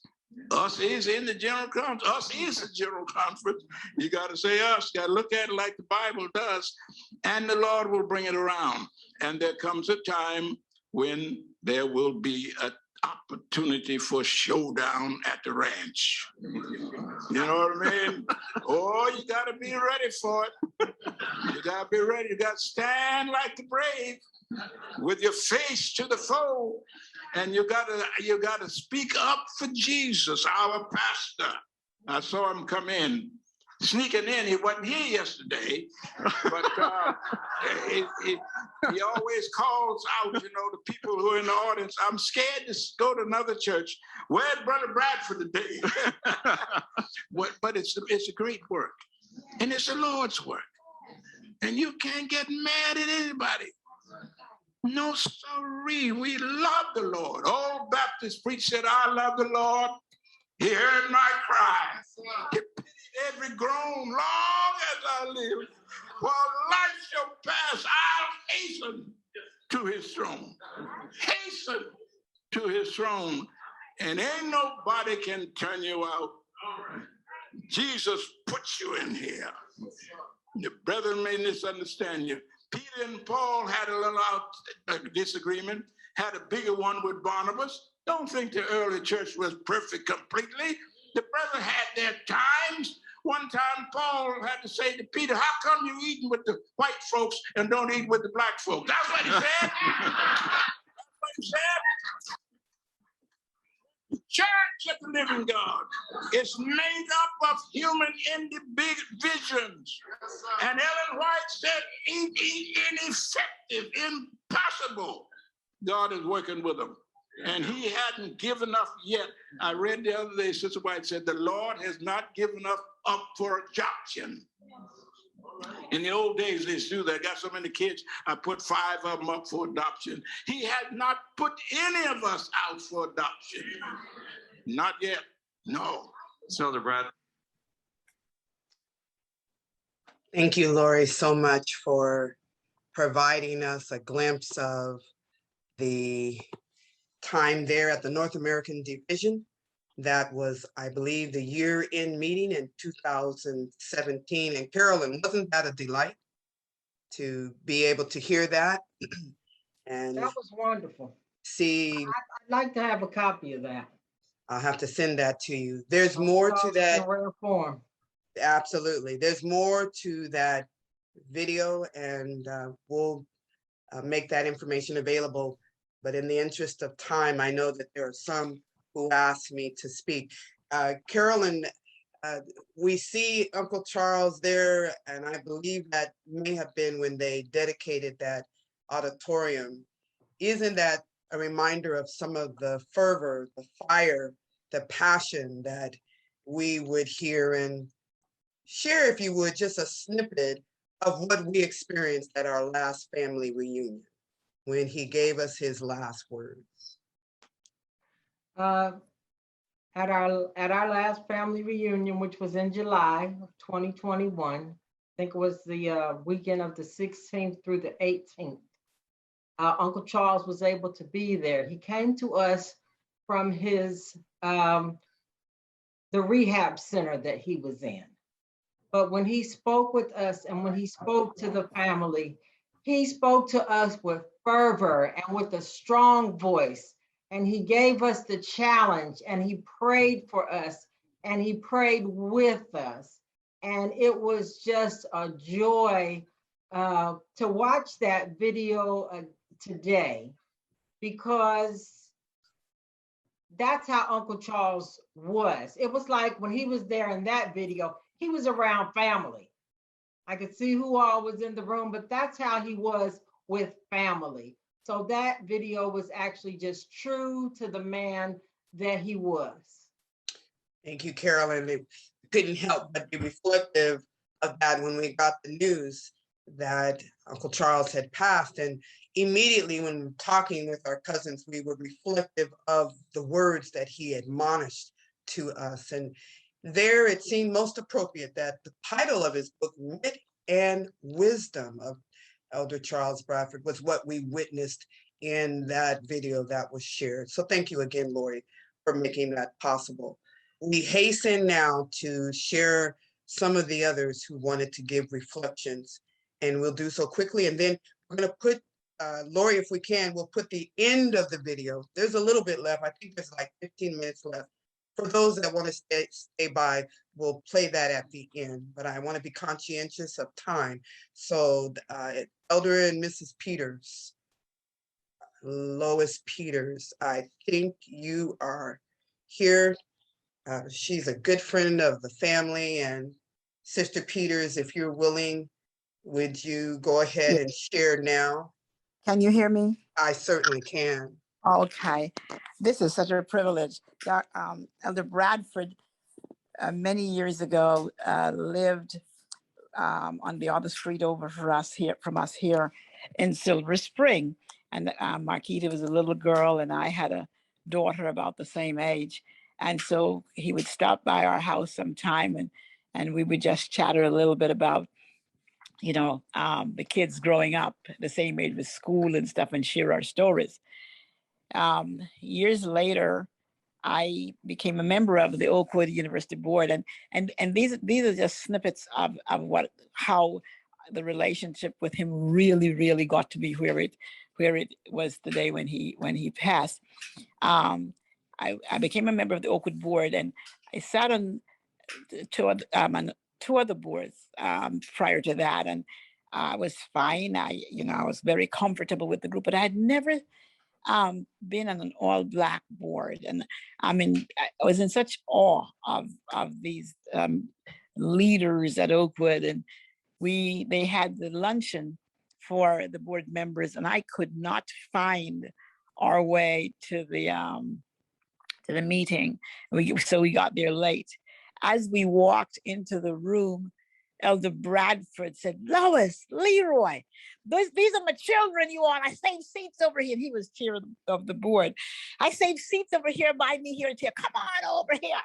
And he just made a lot of noise and I will never forget what that felt like when I walked in that room and everybody's eyes popped up and looked at us and welcomed us. And sure enough, he had 2 seats by him for us. And this was our first time meeting most of the people there at Oakwood. This was 1996.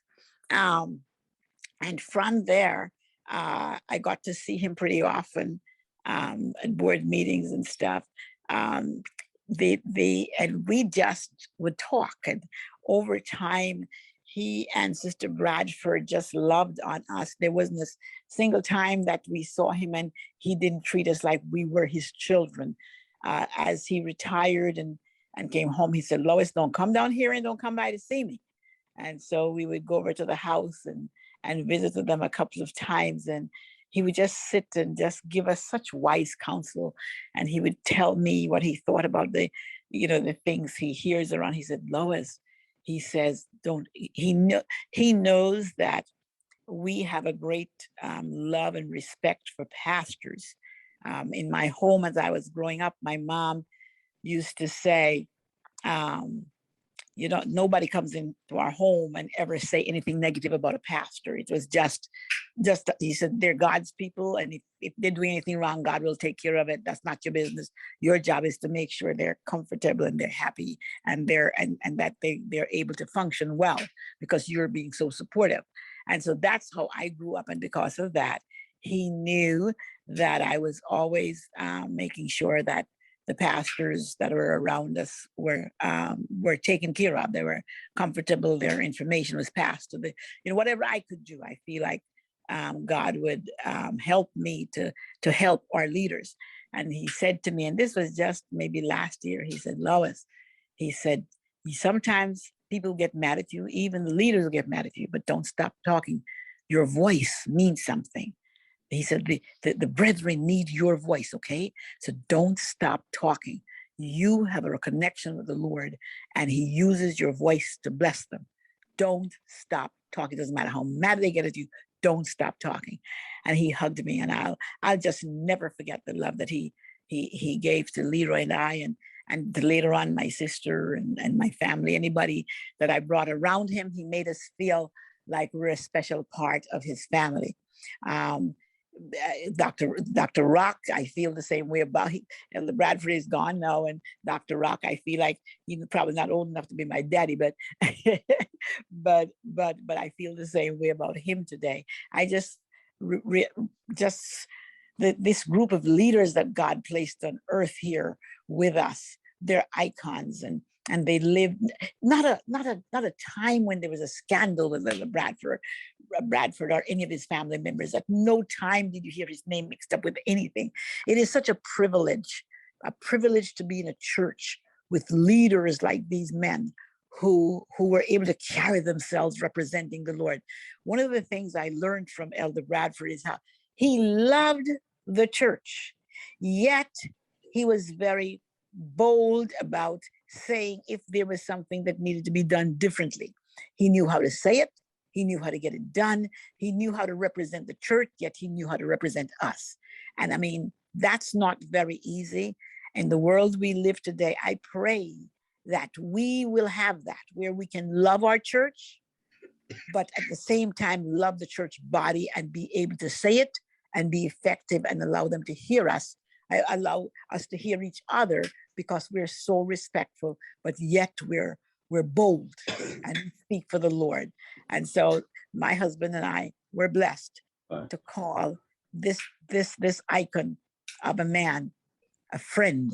And I wrote on Facebook, I look forward to glory when Jesus will give him a big hug welcoming him in, because that's how, and one more thing, because of that day when Elder Bradford welcomed me into that luncheon, that board lunch, and made us feel like princesses, prince and princesses, I now do that for other. I want other young people to feel like that around me. If I see something where somebody could be embarrassed, or I could make a difference in that person that's gonna look bad because something, that I go after, just bigging them up and making sure that everybody around me know that I know that person and they're coming to me. I'm making sure that they're safe, just trying to emulate what he made us feel like. And I hear so many people tell the same story about, I might not have the educational level, I might not be able to speak like him, but what he made us feel like. That's all I had to say. Thank you so much. I appreciate you. We love you dearly. Thank you for your willingness to share. Kind regards to your family. Thank you, love. Are there members of the Harvey family available to speak? Members of the Harvey family?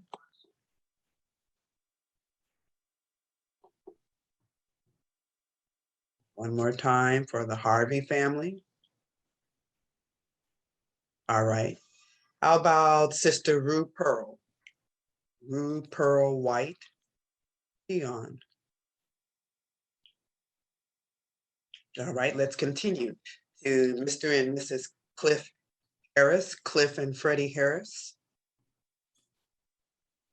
I believe I saw Freddie's name there. Are you there still? Freddie? Let me see if I can. Freddie, if you can unmute, I'll call her and we'll get her on. Cliff and Freddie Harris have a unique privilege of currently being neighbors of the Bradfords. So Freddie Harris, if you hear me, unmute so that we can hear from you. And then also, let's take a moment to hear from Attorney Johnson, Joyce Johnson, and her husband, Chaplain Dr. Washington Johnson. And we'll go ahead and add Dr. Mildred Johnson. I think all three of them want to get a word. And if you don't mind, Johnson family / family, we're going to try to do this in 3 to 4 minutes. It's good to see you. Much love and hugs to each of you, Dr. Joyce, Dr. Washington, and the matriarch of the family coming to us from Tennessee. I think all three of you are in different places.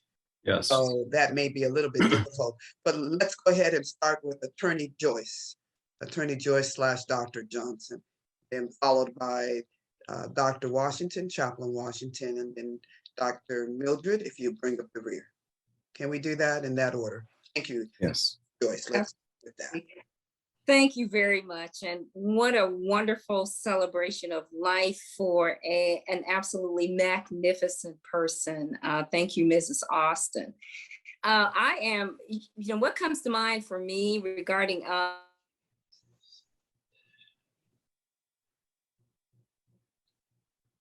Can't hear you, Joyce. We lost you. I happen to be the hostess, the one who prepared the food as well. And I was so concerned that he would enjoy our meal. And I was just delighted when I saw him go for seconds. It was such a joy. And the conversation was so uplifting. He inspired us with stories and lots of wisdom. So it was just a joy. I will always cherish those times. It was a joy to know and meet Elder Bradford, his wife, and to have his daughter and her husband.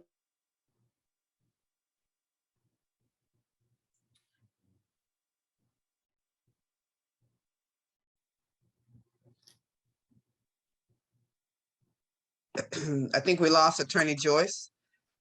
there, but I think we got the sentiment that was expressed. Dr. Washington, can you continue where your wife left off?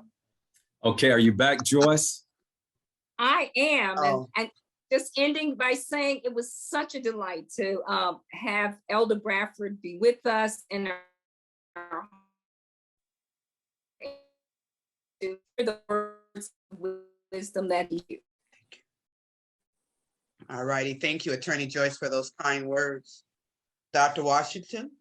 Yes, thank you, Deborah, my friend and colleague, for this awesome opportunity to speak to you today. Yes, we're in different places. My mother's in Tennessee, my wife is in Alabama, and I'm here in the nation's capital, about 3 miles from the capital at a military installation. And we can thank God for the peace that we have experienced, angels holding back the winds of strife today. When I think of Elder Charles Bradford, I would say that he is an iconic leader in our church, dedicated, committed to God, his family, and to the church. Elder Bradford was greatly respected, not only within the confines of the SDA Church, Carolyn, but beyond. When I think of Gardner Taylor, William Augustus Jones, Elder Bradford stood shoulder to shoulder with these men. And also to go a step further, he was also a theologian, a servant leader. He was, and I would like to add, a Christian soldier. But most of all, something that I loved about Elder Bradford was that he was approachable. He was loving. He was engaging. You know, many times in leadership, when a person ascends to the rank of general or some cabinet position, there is a sense of, pushback. Yes, I know you, but because of my status. But I never experienced that with Elder Bradford. He was always so kind. And when he would visit our home, the thing that I love, Mom, most of all, is that he would spend time talking to our teenage son, Washington Johnson III. And, I'm so privileged that Washington had the privilege of meeting him and knowing him. And the photos that he took with him, Joyce, are now valuable to all of us. And now I want to turn it over to my mother, the matriarch of the family. I want to say this, though. My mother served in religious education for 42 years in the South Central Conference and beyond, praise God. And she worked in several successful, in fact, every campaign that she worked in with Elder Bradford was successful. To God be the praise, honor, and the glory. And the thing that I love most of all is that he treated my mother with dignity, with respect, and she was able to break the glass ceiling because of people like Elder Bradford, who saw people who wanted to serve the Lord, not their gender, but their willingness to serve. And so I would say, I conclude by saying now he belongs to the ages. We look forward to the blessed hope, what Elder Bradford preached about when Jesus would return, and the words of that eloquent poet, theologian, prophet Isaiah. No, I think I want to use Paul. He said, I fought a good fight. I finished my course. So we love you, the Bradford family, and may God continue to bless all of us as we look forward to that day when we will see Elder Bradford again. Amen. Mom? I would just like to say that Elder Bradford was a wonderful person, a wonderful man. He's going to be missed. And we just pray that one day we all will meet him in the kingdom. Amen. Amen. Thank you so much to each of the Johnson family members, Dr. Washington Johnson, Chaplain Washington Johnson, and his wife, Attorney Johnson, and then of course the matriarch, all of them having a pivotal role with the Bradfords, the Rocks, and the extended families. We appreciate, love you. Thank you for that. Debbie, if I could just butt in for a minute right here. Surely, surely. As a co-host, I will take that privilege. There you go. I just want to say it has been great to hear all of the testimonies, especially to hear from Washington Johnson and his lovely wife, Joyce, his mom, whom I call the Queen Mother, and his sister, who is the Queen. Washington and I were classmates. In 1979, we were graduating from Oakwood Academy as Elder Bradford was becoming the president of the General Conference. Yes. Then back in 2017, I became an ordained elder, and Washington and both Elder Bradford were both there at that ceremony. And so our families have had a connection for many, many years. And I just like to acknowledge that and just say how much it is a privilege to have them on and giving their testimony. I would like to just say one other thing, Washington, and you correct me if I am wrong, but one of the last requests that Elder Bradford had for Washington was to edit a final book for him. Yes. He said, I have a book I want you to work with me on. Just one thing.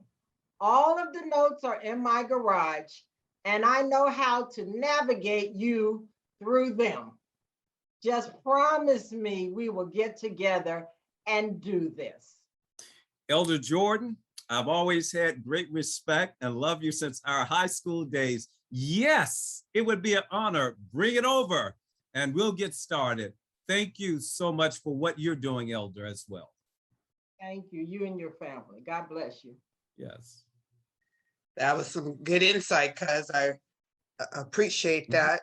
And it is true. There's some stories there concerning some of his requests, and certainly with the Johnson family. Of course, we can't let them into too many of our secrets now. We're going to keep some to ourselves and keep them close to the vest. And if let's see, Freddie Harris. Freddie Harris, let's try you now. Let's see if you unmute your speaker. Let's see if we can get you in. They are neighbors. If you go outside of Bradford's home, if I'm not mistaken, you will see the front of the Harris's home, but Freddie is having a challenge unmuting. She just texted me, Cliff and Freddie Harris, as some of you may know, they are in Alabama, but I'm not sure. Let's see. I'm gonna, Freddie, if you hear me, I'm gonna have my husband call you. Pick up that line and let's see if he can help you navigate to get on. And that will be our last, thank you, Jerry. That will be our last one. The other individual is Rue Pearl. I don't know if she ever came on, but I want to thank each of you for your willingness to share with us. We're going to go ahead and have prayer, but not without some of you. I would be remiss. I know some of you were interested in making comments because you texted me and said, hey, I didn't get a chance to say anything. I saw Dr. Mark Woodson on. Is Dr. Mark still on? I think he had to get off. There's a very interesting connection between the Bradford family and the Woodson family that maybe most of you are not even aware of. And I believe that Dr. Mark maybe wanted to share some of that, but also Dr. Mark Woodson's older brother, Milton, and my cousin, Dwight, are buddies. They've been best of buddies for quite some time. And is there anyone from the Woodson clan on? All right. So Dr. Mark maybe had to get off. But anybody else, I'm going to take two comments. Anyone that wants to make any comments. And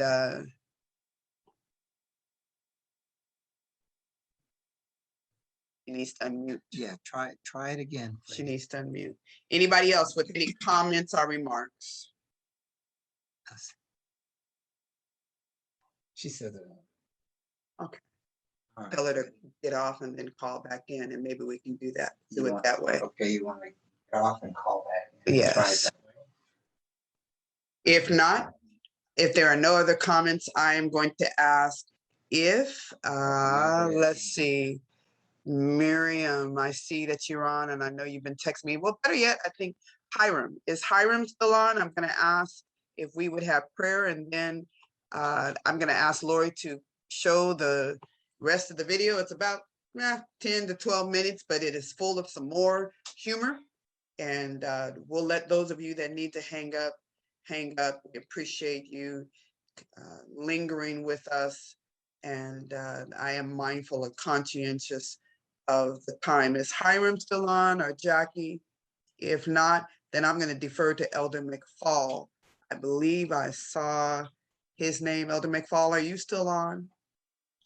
I ask if you would have prayer. I am. Thank you, Elder McFall, for your willingness to respond. I'm going to just pause and just say thank you to each of you that have been keeping the family in prayer. I know Carolyn would agree with me, and I want to be mindful of that, that you've been praying. And our cousin is in the hospital, which is their daughter, Sharon, and we're just asking you to continue to keep praying for her. I think that's probably the best way to say it. Just keep praying. We know that God answers prayers. Is that, you want to add anything else to that, cuz? Actually, Debbie, I'm sorry. I had to admit that I had to get up and No, that's take all a right. break Do you want to for a add moment. anything else to the prayers? I've asked Elder McFall to pray, and I was saying thank you for those who have keeping the family in prayer and so forth, and saying, our cousin Sharon is in need of prayer. She's hospitalized. Do you want to add anything else to that? No, just as she needs prayer, but I would actually like to add another request, just to pray for the souls of our loved ones, who are out of the ark of safety. If we could add that to the prayer list. Absolutely. And I would be remiss, Elder McFall, if I did not add to that Patrick. Want to remember him as well. Patrick Fountain, who is also hospitalized. He is the dad of our cousins, two younger cousins. They're not little, but if you would just remember those, and Aunt Ethel, Mrs. Bradford, and the other family members. We're mindful of Sharon and Patrick, and like you said, the ark of safety. So we appreciate that. And Elder McFall, I'll turn that over to you. And then after that, Lori will run the rest of that video if we can, and then we'll be finished. Let's look to the Lord. Holy Father, a prince in Israel has left us. He sleeps now and awaits the life giver's return. But what a life he lived. The lives he touched. The young and old alike who could only declare that this is a man of God.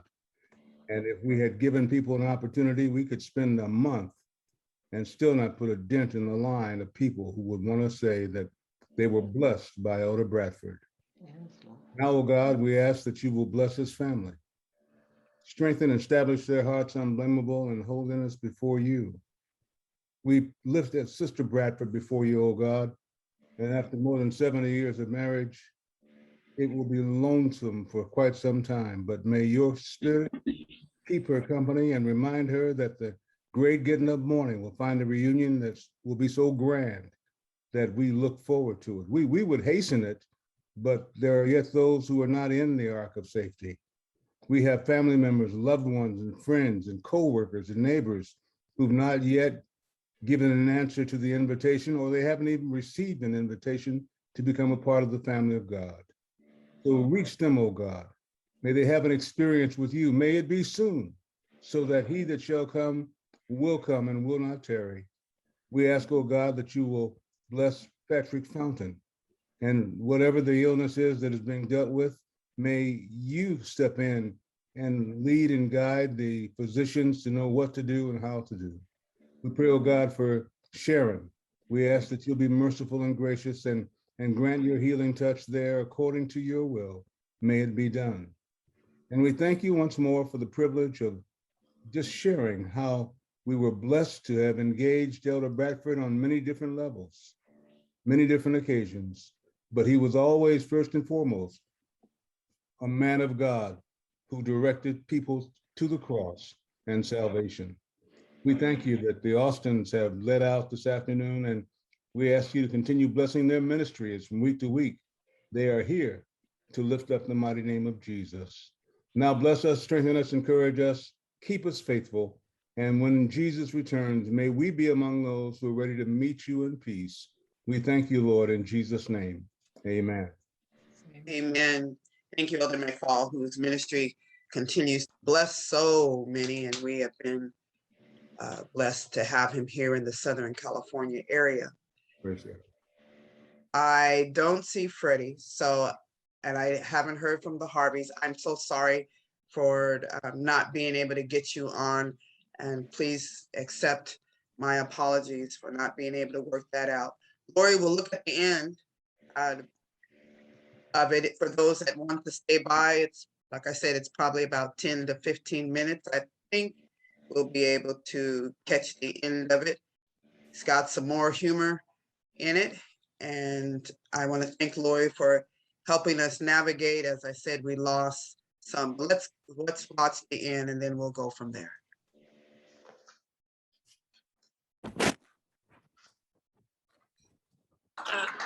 I beg your pardon. I beg That's your okay. pardon. No. It's okay. But we're running out of time. I wish we had more time. I have a lot more questions, including one that I think Elder Jackson will be disappointed. I won't ask you about the headline in the San Francisco newspaper that said Bradford leads 100 Black ministers in revolts against the Seventh Adventist Church, the General Conference session. So we'll have to save that. Maybe afterwards people come and ask you about that. Do you want to hear about that? That's how I get more time.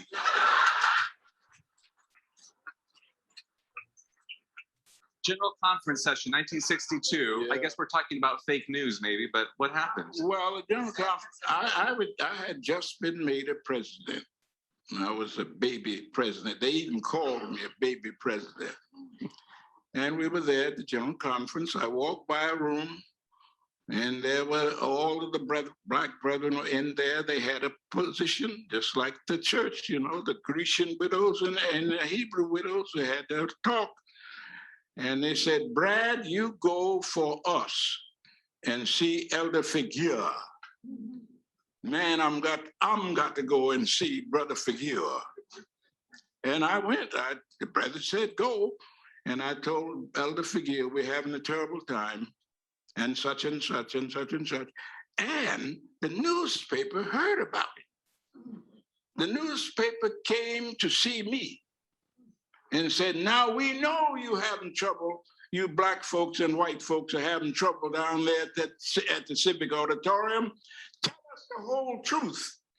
And I told him what we were Seventh-day Adventists and we were together. We know there's something wrong with it. And they followed me around the whole time. Brother Figure called me and once said, Brother Bradford, you know these newspaper men, you got to watch out for them. He didn't need to tell me that. I already knew that. I was not going to badmouth my church. I wasn't going to do it. I'm a comely man.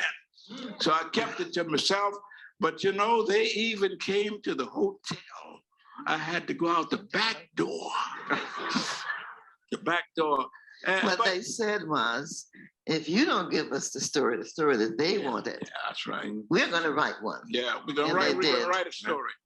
So if we have our little squabbles, and you know, you have me in the family table at the kitchen. Don't tell me you don't. You tell me, but you're not going to put that in the street. You're not going to put that in the street. And finally, it all came out. My grandma used to say, it all come out in the wash. It came out in the wash. So they were, I think the journalists were invited to come and see the actual meetings of everybody interacting together. They could come, they knew that, but they felt that the General Assembly, what they call the group, met in the big palace auditorium, they knew what they weren't going to discuss the things there that they wanted. They wanted a fight. They wanted to have, it'd be wonderful if they said, the headline, Seventh-day Adventists have a big fight among them and so on and so on. We can't have that. No, the headline was Bradford leads 100 Black ministers in revolt against the church. Yeah. Well, got all straightened out. That was what they wrote. That He was said right. he was going to write a story, and that's what he wrote. He wrote what they wanted. So as we wrap up here, Elder Bradford, we have here the leadership of the church in North America representing the churches, which you said are the most important here. You are a spiritual leader in our church. What advice would you give them? What counsel would you give to them as they move forward? The counsel I would give to them is read the book of Ephesians. Study what the church really is. We have suffered because we have failed to recognize the depth and the breadth of this people that he called out of darkness into the marvelous light. And we've got to get to know more about it. How did it operate in those days? We got to go through it and walk in their footsteps and try to understand what is God's future for his church. And the Lord says the church has really been put in charge of the whole world. We are in charge of it. So we've got to, I haven't plumbed the depths, but I've sure been studying it, I'm looking at it and wondering, how can I understand this and be a part of it? And knowing that we were a part of, the king and queen of France was killed, but the little Dauphin survived, and they put the little Dauphin in charge of a maid, a woman who believed in her government. And when the little fellow got out of sorts, she would say, "Don't you forget you are a son of the king." This is what the nursemaid said.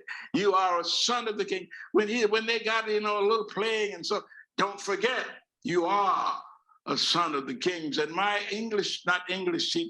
education teacher at Oakwood said, I wish I could think of a name, you are a member of the house of God and sons. Your house of God and sons. He already told you, you are a member of his house. And you can go to your office and put on there, I am a member of the house of God and sons. I'm on the board. Yes, sir, I'm on a board. You can talk to Jesus. What do we do today? We are on the board of trustees. How Jesus has put us here. Might be down in little Chitterlink, Mississippi. Come on, my president. And he knows he's a little tiny group of people and everybody else laughing at him. Look at this 7-day and all that. But he goes home and prays, and the Lord tells him, you're a member of the house of God and sons. You're my people. So you don't have to boast. So help me out, Ethel and me. The children want to do something for their mama so bad, and the grandchildren, and they're still mad at me for certain things. They call me, and my own children call me tight. They say, go to mom. But I'm telling you, now I want them to do a little something for mom. Mom. Woo.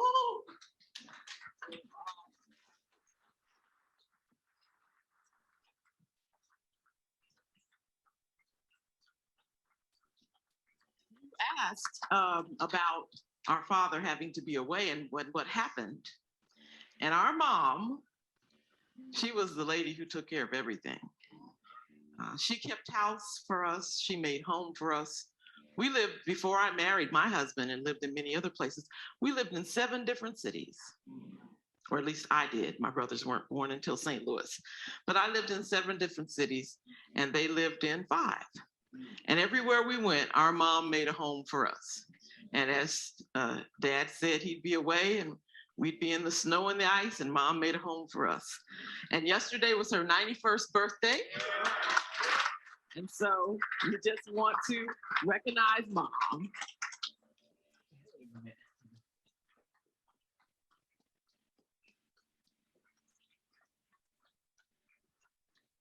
the eldest, Sharon, and this is the next to me, Charles Jr., and our baby brother, Dwight.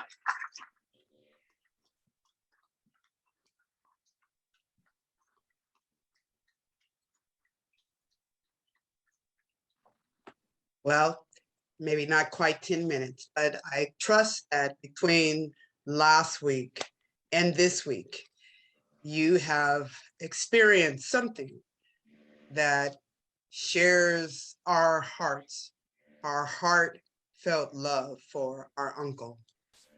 I appreciate you just indulging us, but you probably have now caught a glimpse of something that tells you why we loved him so much. He was invaluable. He had matchless love for us. And we learned so much from him. If he didn't baptize us, he married us. If he hadn't married us, he ordained. If he didn't ordain, he was there to give counsel. I don't know of anyone in the family, I can't think of anyone that was not touched by him. Carolyn, did I say that correctly? I believe you did.